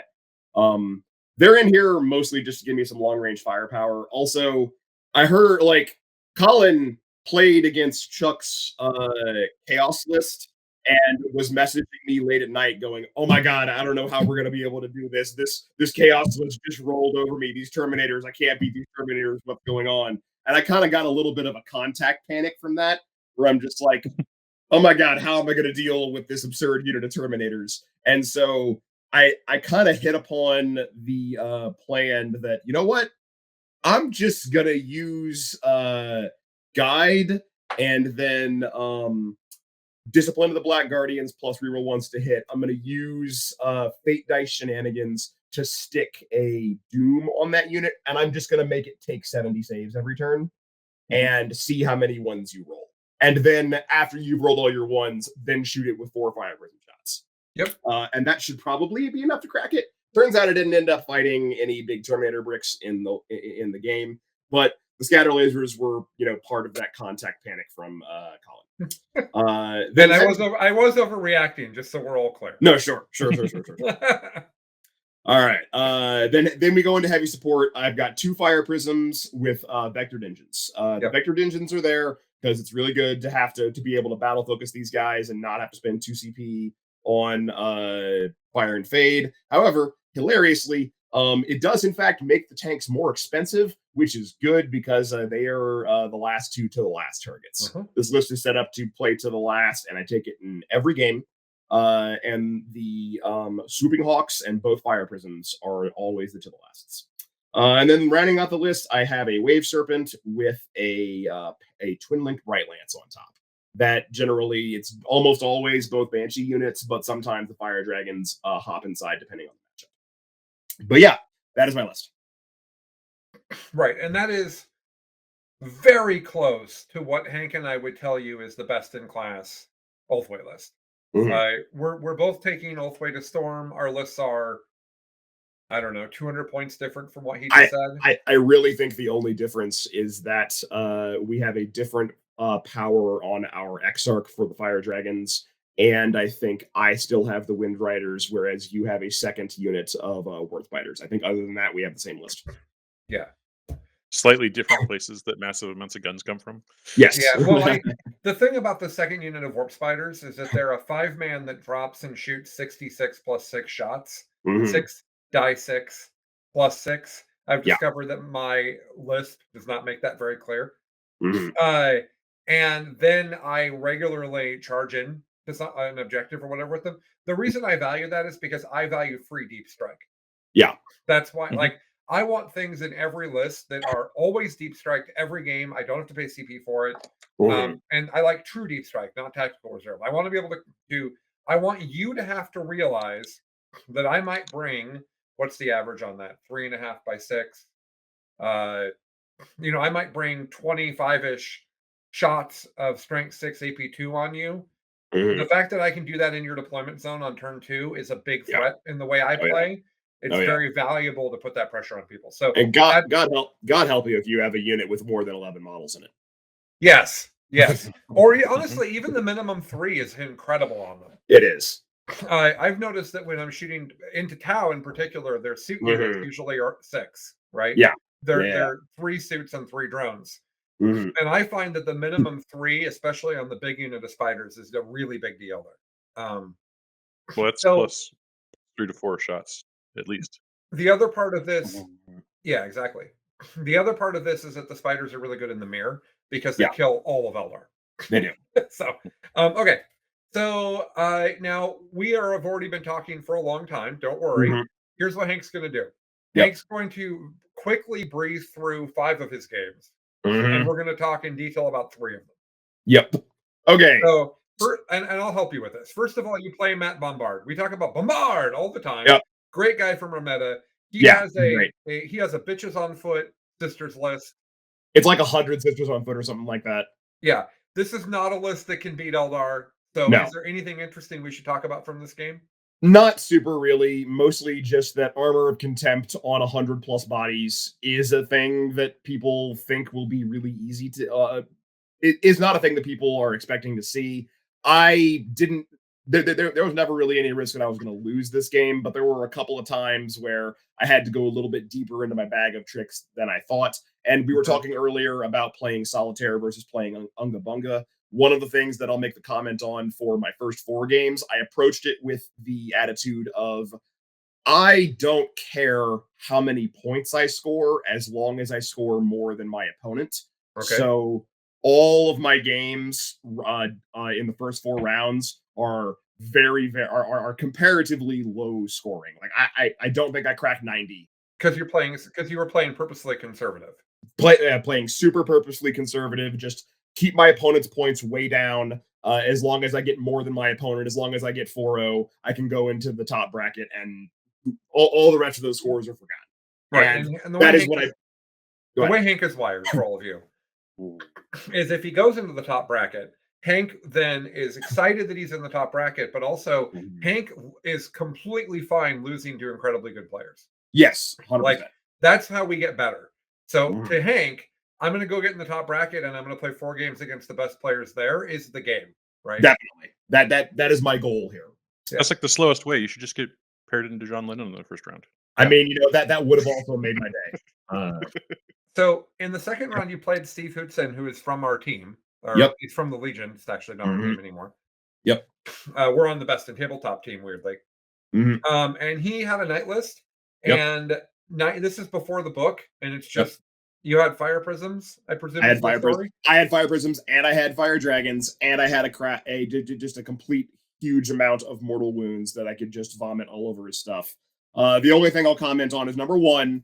In round 2, I was the only pair down. Oh, yep, that was the thing. I was literally the only pair down. And then the only snafu. Like it was a great but very fast game. I had fire prisms. He went first. Fate dice said the fire prism that he shot at didn't die, and yeah. Sorry. It's an 85 point win because I just defaulted to taking psychic interrogation, and then on the first turn killed both of his character knights without psychically interrogating, and I was like, oops, I guess I got a 0 on that one. That's funny. But yeah, then I end up tabling him like by turn 2. Just we shake hands, we go get a hot dog, and we wait around for our next match. He actually. Go ahead. No, you go ahead. He actually ended up getting knocked into bracket number 4, I believe, and he won his bracket. So there you go. Steve, I don't know Steve well. He joined the team kind of after I wasn't at the events as much because of COVID. But the little I've interacted with him, he seems great, and his knights are gorgeous. Oh yeah, his knights are amazingly pretty, and he's a great guy. Super, like a gentleman and a scholar. He's coming to the RTT next weekend. Awesome. Yeah. Oh man, we're gonna get some chaos action. What's that? Get some chaos knight action out of him. Yeah, Saul Kirkman is your next opponent, and he is playing Leviathan. Yeah. So okay, so interesting story. Saul and I actually played each other in a Rogue Trader tournament the weekend before the Seattle Open. And we had a game that went kind of similar to to the game that we have here, only unfortunately our game here in the Open is a lot less interesting. Mostly what happened was he had a fairly unoptimized Nids list that he threw at me in the RTT, and I gave him some advice on like tweaking it. And basically I said, okay, these are the models you own. You'll probably be a lot better if you just adopt an Unga Bunga strategy and you take a couple of big 9-man units of Leviathan warriors and Which you he just did. and you blitz them across the table at people. He has like he has two Malceptors, he has two Harpies, and our game is very simple. I win the roll to go first. Fire Prisms and Doom plus Guide plus Discipline of the Black Guardians plus whatever the strat is that says Guardians get to reroll ones to hit means that I kill both Harpies top of one. They don't get to do anything other than get shot and die. Which is why why I don't like them. Yeah, no, totally. And then he just kind of. By the way, I want to be clear. That's 350 points of his army that he didn't get to use. Harpies are not inexpensive. No, yeah, no, they just get they get pasted top of one. He moves his army up the table, and then turn 2, I zero both Malceptors because it's just like, all right, the Fire Prisms just knock one of them right off, could like slice right through its invul, end up doing 12 D3 damage to it because fate dice are cool. It just dies. I undeniably stick Doom on the other one, and I shoot it with Fire Dragons and Warp Spiders and Swooping Hawks and Scatterbikes and just everything into it, re-rolling all the 2 wound rolls, and he just fails enough saves and it dies. And at that point, he's basically got a Flyer Ant and some warriors and a couple of other random things left. But he basically just decides, you know what, I'm gonna hide in some of these because we were playing on one of the orc tables where you could hide your entire army on the objectives. And so he just hid his army in there and took however many points he got to try and preserve what bracket he was going to go into. He didn't feel like advancing any further because the ridiculous thing was after that turn 2 volley of fire, I gave him nothing to retaliate against. Everything went off without a hitch. Now I'm going to hide everything. So it's like you're down both your Maleceptors and both your Harpies, and you get nothing to retaliate into me bottom of 2. And he was like, well, if I move out, then he's going to hit me with his whole army again, and I'm going to lose. I'm just going to get some points. It's real bad. Saul's a great guy. I believe, because he's playing a really good, powerful book, I believe he actually wins the bracket that he gets knocked into after this as well. Okay. So, playing a lot of bracket winners. All right. Yep. Round 4. Okay, so round 4. Hold on. I got to. You didn't even let me tell you the last list. I'm going to tell you. That is true. That is true. Okay, so this is a Ynnari list, mm-hmm. which is also just a bad craft world. Ynnari is. But he's playing Ynnari, and he's got a Warlock Conclave of 2 Warlocks. Then he's got a Farseer Skyrunner with a very Eldar name attached to it. Then the Incarn, 5 Rangers, 5 Howling Banshees with Mirror Swords and Piercing Strikes, 3 Shining Spears with Heart Strike, Paragon Saber, and a Shimmer Shield.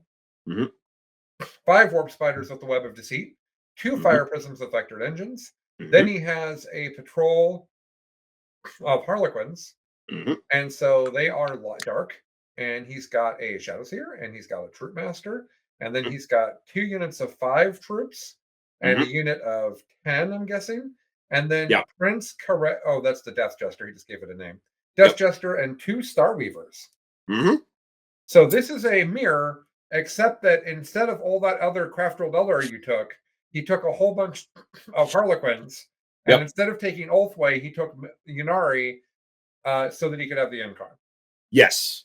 So I will. Number one, this guy is at this point in time. Don't get me wrong. Every person I've played so far in the event, great guy.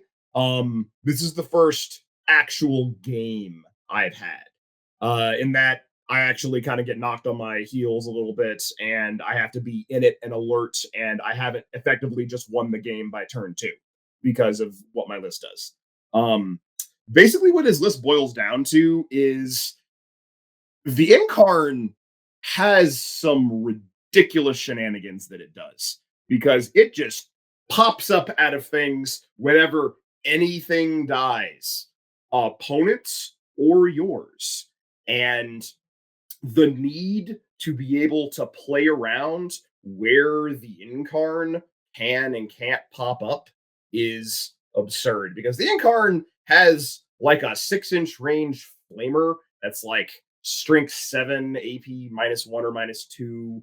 And I think it's only 1 damage, but it auto hits everything within 6 inches. And that is Oh, an fun. existential threat to fast toughness 3, don't punch me shenanigan army like I am running.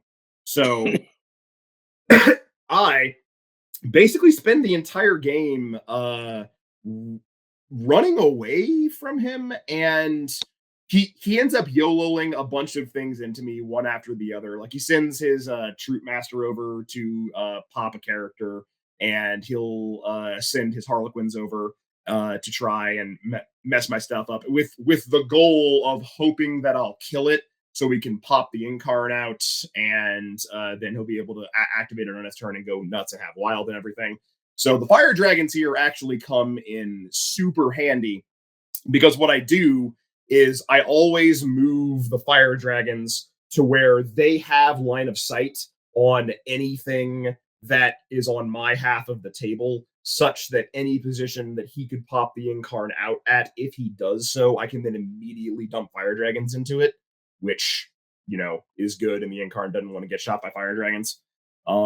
And that actually does a very good job of keeping the Incarn honest. He spends a lot of time in the game trying to cut angles and to find like a chink in the armor of the little castle that I build on my side of the table. And unfortunately, just swooping hawks. If you go into the Eldar Mirror and one player has swooping hawks and the other player doesn't have swooping hawks, that's pretty much just going to be the beginning, middle, and end of the match. Turns out they kill everything that Eldar have. Yes, turns out they just walk up and, oh, can I see it? It's dead. And oh, you're gonna shoot me back? No, you're not, because I'm over here now. And yeah, like there was the turn when the hawks came out and the spiders came out, and then they both moved away, and I just killed so much on that turn. It was a very, very, very good game. I think he was the only other player there that had fire prisms. I didn't see any other fire prisms. So weird. I know, it's weird, right? We've been talking so loudly about them. It's like no one's Seriously. listening. I know, it's crazy. They are so one of the most powerful things in the book by such a wide margin. Definitely. But basically, I end up getting a line on. Hank, I would like to tell a quick interrupted short story of fire prisms against a Castellan yesterday. Sure. So I played a game against a Castellan and 45 Grey Knight dudes. Mm-hmm. And the Castellan gets to outflank, which is new tech that it has. And so I go first and I run my Rangers up the side of the board so that when his Castellan comes in, it's in his deployment zone and you can't see the fire prisms. Because they're hiding. But I have a Wave Serpent sitting in the middle of the table in a forest, and I've got 2 6s on Fate Dice, and I just say, you know what, everybody? I say this to Noah. This is not going to be in a bat row. So I say to Noah, you might kill this Wave Serpent, and I've decided that doesn't matter. You have to spend your Castellan's turn shooting at it. That's what I've decided. And so he shoots the Castellan into the Wave Serpent, which is in a forest and has 6s. He does 5 damage to it. The fire prisms then poke out, and thanks to Fate Dice, get 4 hits, 4 wounds, 24 damage into the into the Castellan, putting it at a 4. Well, luckily for me, I had 6 fire dragons in that Wave Serpent who ran over to do the last 4 wounds. But the fire prisms doing that wasn't that hard, and I actually could have one-shot it if I had thought. I rolled all the damage together. When it all went through, I rolled 12 d3 damage. If I had rolled the damage bricks individually, I could have re-rolled one of them with a command point and maybe killed it in one go. Yeah. But like, it's just so insane that people don't think ignoring invuls is important. Same thing with Tau. A lot of people are playing quadruple hammerhead, and then a ton of people think it's dumb. How is 4 things that ignore invulns bad? I know, that's crazy. Yeah. So, anyways, so you finish your 4th game. Yep. Before you go to your 5th game, Mhm. I want to add something here. So we are learning all the tech that our streaming software can do, and I found out Mhm. that it can do news tickers like CNN. Oh, sweet. And so I thought I prepared my takeaway. So everyone talked for the first 2 days of this stupid tournament. Not a stupid tournament. Mhm. I just wasn't there, and I'm jealous. Sure. Everybody talked for the first 2 days of this tournament about how it was only Nids that mattered, because at every round it was Hank and like 17 undefeated Nids players all the way through the Mhm. tournament. And then it was Hank and 15 Nids, then it was Hank and 12 Mhm. Nids, and then it was Hank and 10 Nids. And the whole time it seemed very clear that the top 16 would be filled with Nids. And all of the Discord conversations were Nids are the only thing that matters. So I Mhm. prepared an appropriate news ticker. I prepared several news stickers so we could use them when we do this episode. And so Sweet. here's an appropriate news sticker. Oh, that's actually the wrong one. That's we had to have that one prepared, Chuck, just in case, right? Well, I Um, mean, almost. No. and then no, that's not the right one either, but that one's good too. So if you guys don't know, Hank is not pleased with that the squats are getting us a space train. I'm not. Um, but no, all It's not jokes. confirmed yet. They haven't told us. That's true. Anyways, this is the one that I think people actually need. And this is even more so true now. So I'm going to leave this going Mhm. while we talk about Hank's next few games. And maybe Sure. people will actually realize that, well, a little bit hard to play, Craft Old Eldar are probably the best book in the game right now. People haven't figured it out. I mean, I Um, certainly think that they're on track to be, once, hopefully, knock on some wood, that their points get fixed. I don't know. I think that they are the same power level as Tyranids now. I think they're just harder to play, but I think they're the same power level. I mean, like, I do think that there's a lot of people who just absolutely love Craft Rolled Eldar, but it's very easy to build a bad Craft Rolled Eldar list, and Yes. they show up and they're going to go 1-4 at every event, and that's going to keep the Eldar win rate at like 52 or whatever it's at right Yeah. now. Which is going to stop Eldar from getting nerfed, which isn't actually helping anybody. No, But it's not. I Mm. I just think that they have all the tools. I And agree. Gale's really good, and Ulthway's really good. They have all the tools. They hit really hard. They're Mhm. difficult to deal with, and there's a huge portion of the game that doesn't get to play them against them. Yep. Oh, yeah, Uh, totally. so, anyways, all right, we got 4 more games to talk about here. Mhm. You're now in the top bracket, which is exciting for you. I Yep. believe you were in the top bracket with 6 Tyranid players. That sounds right, 7, yeah. something like that. It might have been 7. Naj is in there with you, I think. Yep. Naj and Um, Tyler.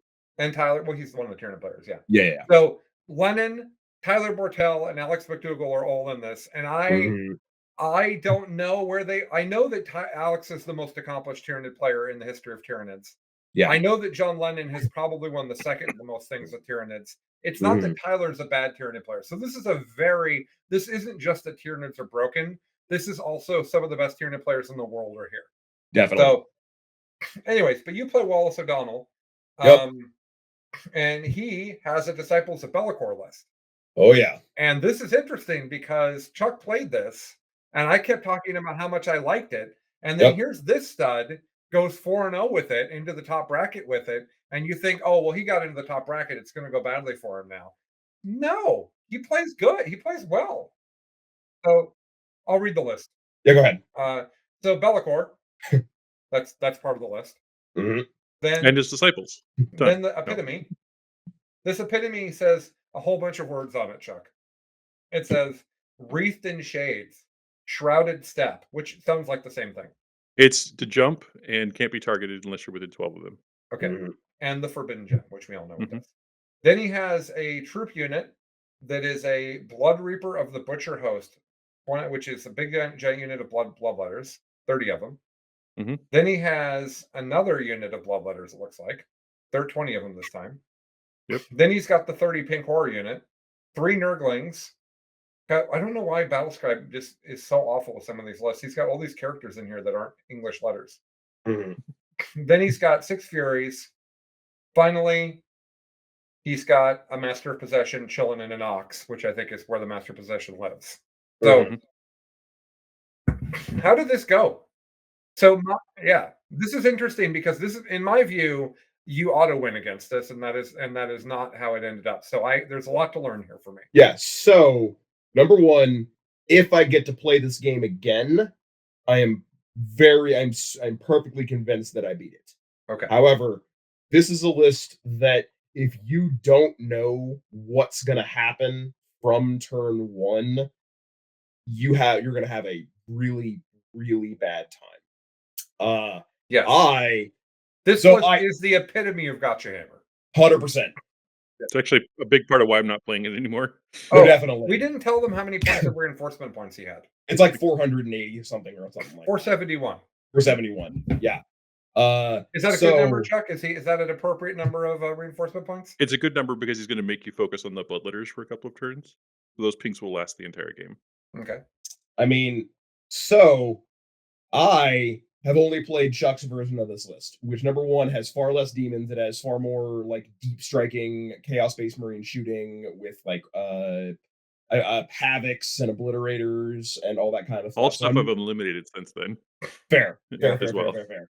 Also, so Chuck, whenever like we played on stream and you kept talking about how there's so much depth to this placement, and there's just so much more that I think that I can be doing. There's like a whole other plane that I can get on if I can manage to like actually jump through all the hoops and like get on the level of these guys that do all this kind of stuff. Well, this guy has all the tricks mastered, and good lord. So I would like to highlight for everyone at the start of this game description, demons all in fact have a 7+ armor save in addition to whatever their invulnerable save is. Super important. And when you take damage from an attack, you get to choose what save you take. Why would you want to take Surprise! Your 7+ armor save, you ask? Well, when you can split into a gajillion blue horrors, sometimes you kind of hope that you fail saves, and as demons, you don't have to hope. You can just choose to fail. So basically, this entire game ends up being decided in the first 2 turns. He basically he puts his 20-man unit of bloodletters in deep strike, hides Velocor, and puts his 30-man unit of bloodletters in a ruin where I can't see them, and strings his pinks along the back of the board, hiding in a various amount of dense terrain on the back of the board. And I'm sitting there and I'm like, okay, I get the first turn. I'm not super thrilled about that, but I'm like, okay, he has only thing that I can see are his pinks. I'm gonna go ahead and throw like my unit of scatter bikes into his pinks. Why not get started? Why not get started? Like chop down some of these summoning points. Why wouldn't hurt you? You won't. It's fine. It's fine. We're playing a 6 objective mission, and I have a couple of ranger units out there putting some banners up. I'm just like, that's fine. And I shoot at him, and I do like 15, 16, 18 wounds. That's with the scatters, right? The scatters. Yeah, that's with the scatters. Because they're on the back edge of the board. It's not like Hank's whole army can shoot them at this point. No, yeah, exactly. This is literally just scatters. And he's just like, yeah, I'm just going to fail all of them. I'm just going to take all this on my 7+ armor save. And he splits it into like 30+ blue horrors that just octopus snake their daisy chain place their way and just slam a bunch of obsec bodies onto onto 2 of my objectives. The nerdlings. This is where we have to explain. Yeah.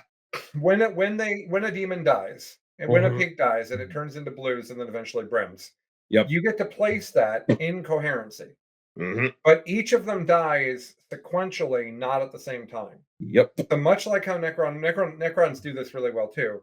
You can basically just go ching ching ching ching ching ching ching ching ching ching ching ching ching, and you can path all over the table. You can wrap around people. Chuck wrapped around people and made boxes that they couldn't get out of. You go on to objectives. You can just spread out to wherever you want because you have this, every 2 inches for every guy is a big deal. Yeah. It's essentially 3 inches. Yeah. Because you get the base as well. It's ridiculous. No, totally. And friggin' so that happens. He pulls both my he makes it to where he immediately pulls down both of my banners on my. Sorry, he doesn't pull down the banners. He just makes the action fail because the action doesn't complete until the end Yep. of the turn. And so I am super shaken by this, because the other part of this is I'm like, oh, good. They're going to get to charge me next turn, and they're not going to kill anything, but they are 100% going to just everything. go touch everything. And so in my panic-stricken state, I'm like, okay, what's something that I can do here? Oh, I have a unit of Rangers that's 3 inches away from this unit of now mostly blues in my face. I'm just going to charge them with the Rangers. My idea being that if I do that, then he can't fall back and charge and do all that kind of stuff. And so I will end up at least denying him getting into all of my things. Like, he'll still get to move 3 inches and then consolidate 3 inches and do all that nonsense. And that'll let him touch 1, maybe 2 things, but it won't let him touch everything. And so we go in, and he actually rolls pretty hot on his blues attacking me, and he kills 3 of the Rangers. Yeah, and so there's only 2 Rangers. Yeah, there's only 2 Rangers left. I'm pretty sure I end up spending the CP to make them auto pass the morale check, so that they can be there. However, this is the point where his turn starts, and he moves up. What's the demon lady with the mirror? Is that the epitome? Contorted epitome. Yeah. Moves up the contorted epitome, and then smites those Rangers. Mm-hmm. And gets the 3 wounds, and I only hit 1 of the 5 up shrugs. They're dead now. So that now frees him up to use the Bellicore to jump on the bloodletters, because those 5 Rangers were linchpin in my screens of pushing all of his deep strikes back so that the bloodletters couldn't get into all my stuff. And then the bloodletters deep strike in, they get their 3d6 plus 1 charge. They hit swooping hawks. They hit 2 fire prisms. They hit guardian jet bikes. They actually very purposefully do not charge the warp spiders so as to avoid giving them the 6-inch move. But several of the bloodletters actually end up within like 1 inch away from them, and then consolidate into them. He spends the CP. They have this weird stratagem that basically says the entire unit counts as being within 6 inches of one of the Astartes banners. On a 4+, they get to fight on death with their full attacks, even if they've already fought. Yeah. And so what he does, how the rules were written. No, it's not. Yeah, that is how the rules are. Like, in this stratagem, they literally have a I know, it's so dumb. addendum. Yeah, it's really dumb, but this guy has all of the combat tricks. Like, I am not like this guy runs such ridiculous circles around me that by turn 2, I know I've lost this game, and I'm not even mad. I'm like, dude, you were doing the most ridiculous stuff I've ever seen. I didn't even know you could do this stuff in 40K. But yeah, why that's important is because when he piles in to the warp spiders, he doesn't get to make any attacks on them because he didn't charge them. But the warp spiders, they don't get the option to not attack. So they all have weapon skill 3+, and 2 attacks each. The Exarch himself has like 5 attacks with power blades, and they all swing back into him, and they end up doing like 7 wounds that he very deliberately chooses to automatically fail, so that all 7 of those guys get to roll, and like 6 of them get to fight on death. And so he ends up cutting the warp spider unit down to like the Exarch. I don't think they get to punch the warp spiders there. They do. I don't think they do. No, I do not think they are eligible to fight Colin, them, even on their fight on death. They don't have to. The strat calls it out as you fight the person. There is literally in parentheses. It breaks the game. Even if they could not target them legally, they can still fight those models. Oh, so you can also kill airplanes too, then? Yeah. Okay, great. Not that airplane would probably kill you first, but no, but you could be touching 2 different things in combat. Yeah. You could have a thing over here kill your blood. No, it goes to. I think it goes to the unit that killed you. Oh, okay. If I remember correctly. Okay. Yeah. It's a lot more like the Tyrannid one where when you die, you do mortals back to the people who attacked you. Right. Than it is a fight on death. Yeah. But like, I saw the strat. For my reading of the strat, there was no question that they got to attack the warp spiders. Fair enough. Well, so let me say what I think could have happened, and let's Uh-huh. see if it's what you think should have happened. Uh-huh. You easily have about 180 shots Easily. if you want, Mm-hmm. and you can put all 180 shots into that blue unit that now doesn't 100%. have a that does not have a high invul anymore on Yes. turn 2, and you Yep. can do that and end up with your warp spiders as the frontmost line of your deployment zone. Oh yeah. Yeah. Oh no. This entire game is different if I don't shoot scatter lasers. If I don't shoot scatter lasers, he is screened out by rangers. For all like he can charge all What the I'm rangers saying and is it's warp. okay to shoot the pinks, but you need to have the whole army online when you do it rather than just the scatters on the first turn. But I think you should kill the pinks, is what I'm saying. Oh no, I think yes. I think you kill them. I think you kill them turn 1 and 2. I probably would shoot the scatters turn 1, but I would presume that the ranger thing was going to happen, right? But Mhm. my thought is all you have to brute force through that unit to beat that army, and you Yeah. have to screen the bloodletters. That's my thought listening to. Sure, What do sure, you sure, sure, think, sure. Chuck, from what he said? No, that's Mhm. well, you have Mhm. to decide. Are you going to kill the pinks or not? Mhm. First off, like, and honestly, I don't Mhm. know. I don't have enough experience with the bloodletters he's added, and I think they're actually brilliant. Mhm. Um, but Eldar are very good at like put those 5 scatter lasers out there with a Farseer nearby, and then like bloodletters have a much harder time interacting. Oh, funny thing about that, you can't actually forewarn things that get dejumped with the psychic power. Oh, really? Nope, because that Oh, stratagem and all auspex scans literally only work against units. They like there is a very specific window that it has to be used. It They're has to be coming in. They have to be coming in from strategic reserves, oh, which is, they, and it used to be in eighth edition. They errata things like the teleportation gem for chaos. uh-huh. Those people came in like they were strategic reserves, and that's how we were all ospexing them. But you mhm. can't do it anymore because they aren't coming in that Oh, way. Because the idea is so the stratagem has to be used in at the end of the reinforcement step of your opponent's movement phase. Oh, And true. That's that's not true. That also, in the psychic phase. yeah, that's another nuance. That's two different reasons it doesn't work. Yes. And so what he actually ends up doing in order to play around it both times, after I finally managed to beat off the first bloodletter unit, uh, he deep strikes the 20-man unit at the back of the board so he can then use the Bellacore deep strike to jump again to get around forward. I love this guy. No, no, This guy's great. He's my he knows favorite. what's up. he is playing 3D underwater chess in ways that I had not Yeah. even possibly conceived of. He's a really nice guy. He's from Alaska. I hope we see more of him, but he said that unfortunately he doesn't get to come down to that many events down here. Yeah, like, clearly well practiced, and like you said, he's gone that level or 2 more past what I could see was there.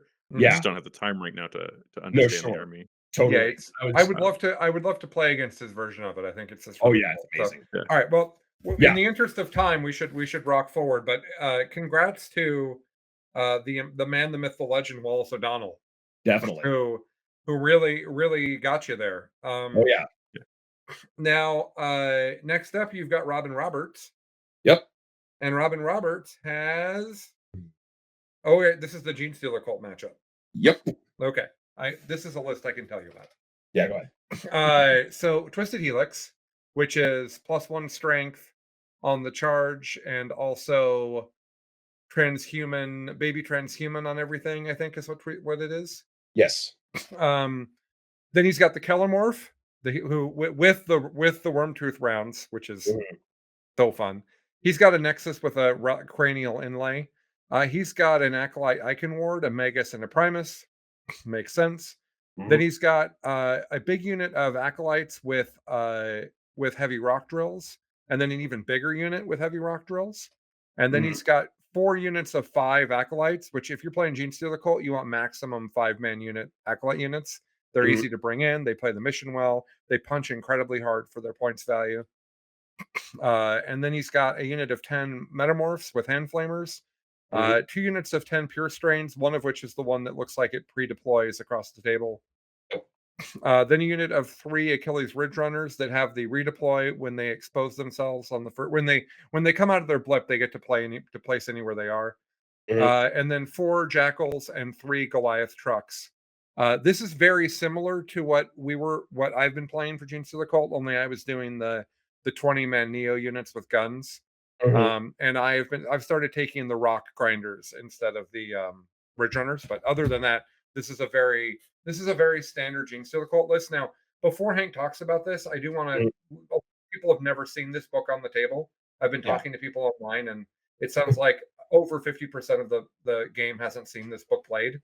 Mhm. Um, it came out at a rough time. It came out surrounded by Custodes, Eldar, and Tau, and Mhm. was not as good as any of them. And the problem is that Genestealer Cult players and Tyranid players are the same people. Mhm. Because for a long time, Genestealer Cult was basically just an allied army of Tyranid competitively. Mhm. So the problem we have is that while this book is actually incredibly good, if this book came out in the previous year when we Mhm. had New Space Marines 2.0 and we had Necrons and Death Death Guard and that Guard. stuff, this book Mhm. would have been the broken S tier that people can't deal with. It's Mhm. just that it's come out now that it's a problem. This book's incredibly powerful. This army plays the absolute living hell out of the mission. Mhm. So don't be surprised by anything Hank's about to say. Oh yeah. Go for it, Hank.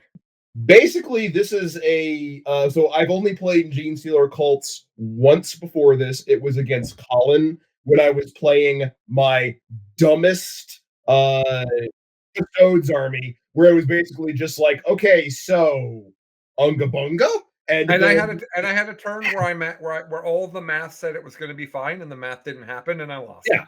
Yeah, it was just like, oh, but what if I made all of my 4-up invulns and nothing Right. died? And then Right. all of his stuff died. And I was like, okay, so I didn't get a whole lot of useful data out of that. Turns out Custodes just don't die sometimes. Neat. Now, Uh, here's an well, important note: this mhm. Genestealer Cold Army needs to be played solitaire, and Oh, I was playing it too aggressively. That's mhm. why I was struggling with it. Sure. It has all the power to come in from deep strike and kill you and all that, and it's got reasonable shooting. But it's Yeah, so good at playing the mission. You need to play back, and that's not my forte. sure. So I'm that just as a note about the Unga Bunga versus Solitaire 40K. No, So, anyways, go totally.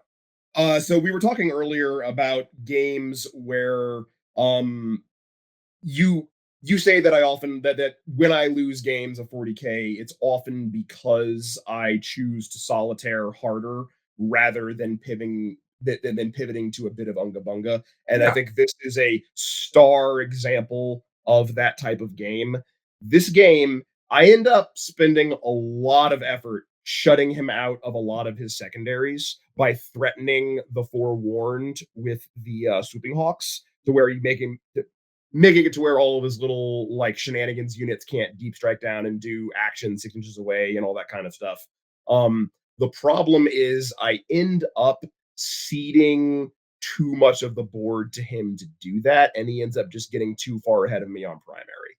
Part of it is the last time I played Genestealer Cult was when they were like the nightmare shenanigans list in 8th edition, where they would just deep strike down, shoot you with exactly 1 million hand flamers to blow up all your screens, then move out of the way, then continue to deep strike stuff and charge you out of deep strike and just wrap and lock everything. And so I go into build the castle that he can't get into. And I deny his primary very effectively. However, like I said, I just end up ceding too much of the table to him, and I spot it decently. Like towards the middle of the game, I'm like, oh, I kind of need to get out there on the table a little bit. And I do, but it's a little bit too little too late. It ends up being a fairly close game. I think it's like 81 to 90 or something like that. But he ends up just because he gets like a 10 or a 12 point edge on primary, I just can't close the game out. Refighting the game, this is another one where once I'd learned everything his list did, I was less scared of it. And I very easily could have just put the Wave Serpent with the Banshees out and used that towards the center of the table to just YOLO out and clear the chaff that he was putting on objectives, and at least give myself a turn or two where rather than a 12 or an 8 on primary, he got a 4 or a 0. Right. And that would have tilted the game. That plus a little bit of a tighter play on my part because I could have denied his secondaries a little bit better. So like 2 or 3 different things, and I think I'd take that game. But yeah, uh, congratulations for everyone listening. You've riddled out that my biggest weakness is a 40K player. is games into lists that I have that are completely cold matchups to me. If I don't Yeah. have any reps into it, I don't have the data that I need to grab. I don't have the experience, and I just start jumping at shadows and making terrible decisions because I don't know what any of your stuff does. And interestingly, I'm actually quite good at that, at Mhm. winging it in a matchup I've not seen before, as Chuck Yeah. knows. But I am actually not good at extended reps and building data, Mhm. which is interesting. So if Hank and I were to take two armies that neither of us have seen before, maybe two books come Mhm. out, hypothetical, two books come out Yeah. at the same time, we each Mhm. build an army out of that book, and we play 10 times over the course of a weekend. Yep. I will probably win the first several, and then Hank will start winning much more than half the games. Yeah. So the other side of this is Hank remembers and processes the data of what he's seen better than anybody else. So it's one of the things we're going to try to do in our bat reps that Hank and I do is we're going to try to Mhm. start helping each other with these skills, Mhm. um, and see what we can learn from that and try to share those with you Definitely. guys. That's something we've been Certainly. talking about. Mhm. All right, we are very long, so let's the next two games I think we can plow through. They're real easy. The first game, the second to last game is against Deathwatch. Great guy. He's mostly just kind of happy that he managed to bring Death. He's playing the Deathwatch Army of Renown. He's mostly just happy that he brought Deathwatch to the top 16. Um, and yeah, it's basically he gets to go first. He does a gambit where he moves all of his Phobos stuff up, uses his Phobos librarian to teleport a unit of not of 5 guys with las fusils to try and spike a fire prism top of one. He also flies his plane over. Fate dice say, but what if that didn't happen? And it didn't. And then everything he ported to my side of the table died. And I was like, okay, cool, neat. I'm gonna go send like one character over onto the central objective to where the only way that you're going to be able to take it from me is to come out into the middle of all your slow gravis stuff. And he just decides, I'm gonna sit in my deployment zone. And he had the secondary of don't get within 6 inches of my deployment zone. He had to the last, and he had Octarius data. He got an 8 on Octarius data. He got full 15s on those other two, but he got an 8 on every primary. I got a 12 on every primary, and I end up winning the game by 5 points because I just know that I don't have to come over to his side of the table to score more points than him. We bang out the turns really quickly. We shake hands and we go have a hot Fair enough. dog. And then you played Matt Johansson. Now we've talked about Matt Johansson on this podcast a lot because Matt is the first person that obliterated me in a tournament game. Mhm. Very early in my 40K career, he was the first person that handed me just a brutal tabling. I was Okay. playing Guard, and the new Eldar Codex came out, and in 8th edition, Uh-huh. the Eldar Codex just hard countered Guard. Guard had Yeah, no yeah, yeah. answers. He Sure, sure, was sure. stacking, he's stacking -2, -3 on stuff, and the Guard are Mhm. just like, so I just can't shoot that at all. Yeah, yeah, yeah, yeah, But yeah. I don't have close combat, so Sure, now sure, what? sure. Mhm. Anyways, Matt's one of our favorite people, so I'm really excited that you got to play him. Totally. Uh, and he had Harlequins, right? He did. He had Dark Harlequins. And I also Yeah, think he's the guy who ended up I think he ended up winning best overall. no kidding. Good for I him. think yeah, I'm pretty sure he did. So Like for his go list ahead. because he he did very well. So Yeah. so it's a Dark Harlequin list. He's got a Shadow Seer and two Troop Masters, great. And then he's Mhm. got 1, 2, 3, 4, 5, 6 troop units, and Mhm. one of them's really big. Mhm. Two of them are big, but the rest look like they go in boats. Mhm. Lots of fusion pistols in here, by the way. Oh yeah. And then just a bare bones 5-man that's got no upgrades. I think that's just a thing you should take if you play Harlequins because Yeah. you need people to do the mission. Then a Mhm. solitaire, which I played against for the first time the other day and was super impressed by. Oh yeah. Then 4 Skyweavers and 2 Skyweavers, and then 2 4-star Weavers. And Mhm. then he has a Webway Gate. It's Yep. probably so he can use the Webway Gate secondary if I had to guess. No, it's mostly so that he can very easily take Stranglehold. His whole Okay. deal is he just goes like on GW terrain, the way they ruled it, you measure the 3 inches not from the plexiglass plate, but from the actual little plastic bits on the on the plexiglass plate. So he was able to basically just put the webway gate on top, straddling the middle objective, and was able to just basically fart things out of the webway gate onto the central objective. So he doesn't have to worry about overextending one direction and then having to run back to the center. He can just throw something back into reserve and have it pop back into the center of the table on the next turn. Okay. And yeah, basically, so this entire game is it's on that terrible mission, the one where you don't get to put anything in the middle of the table. That's not a fortification.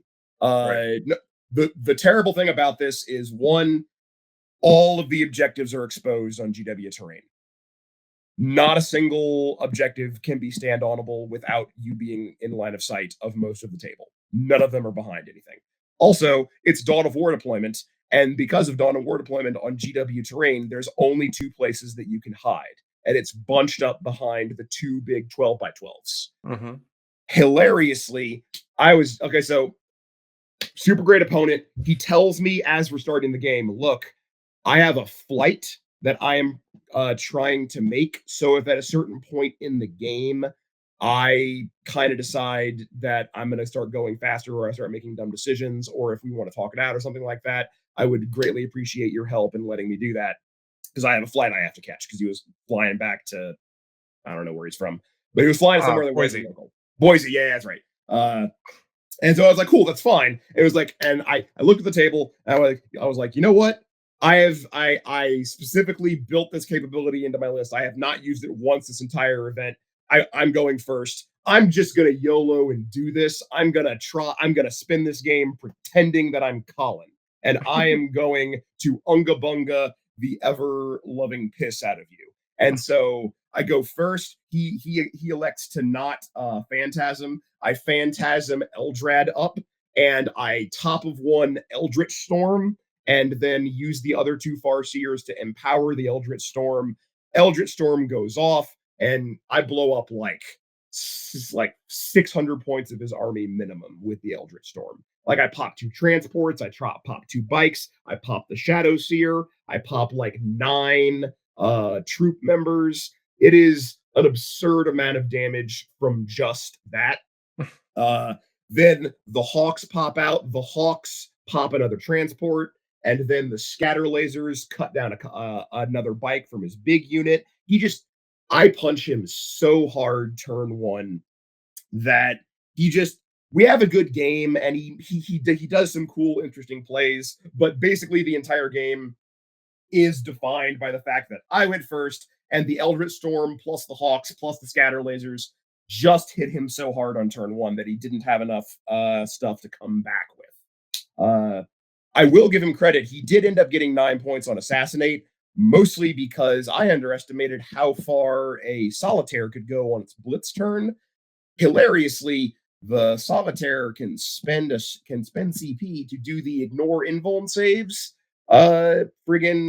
stratagem on his weapons, and can also get +1 damage. So he just charged. I screwed up and left a Farseer and Eldrad standing too close together, so that Farseer charged into both of them on blitz turn and used a bunch of fate dice rerolls, turned off their invulns, and popped both their heads off.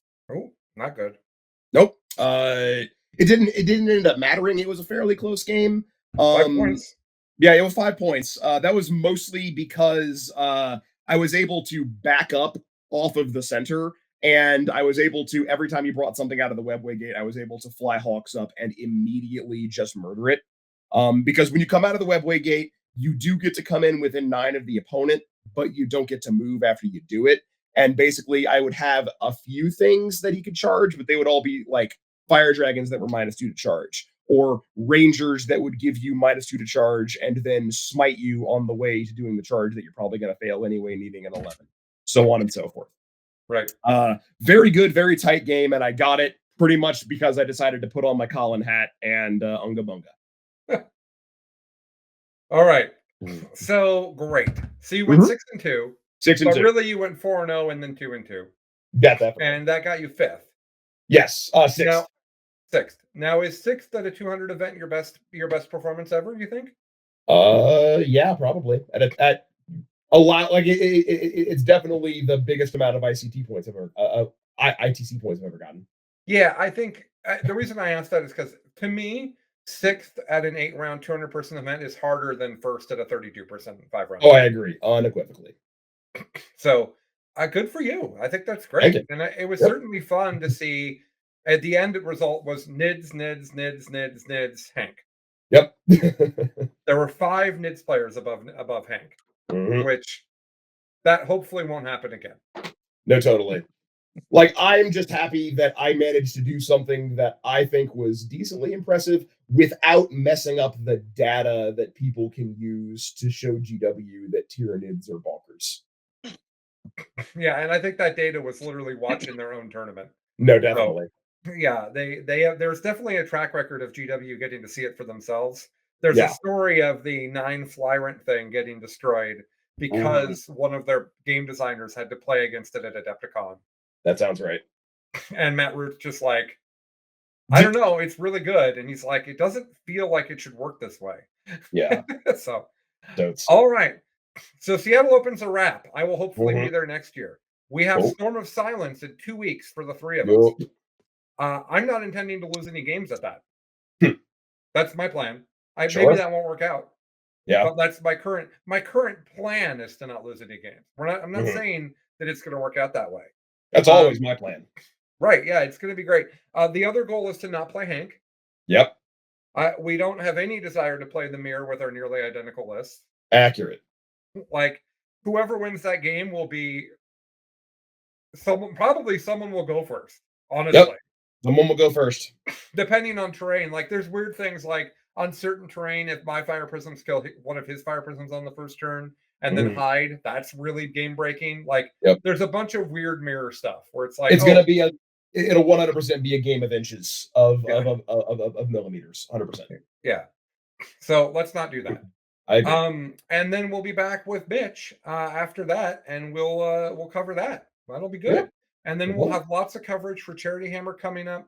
Remember to check out our YouTube, where lots of content's being created all the time.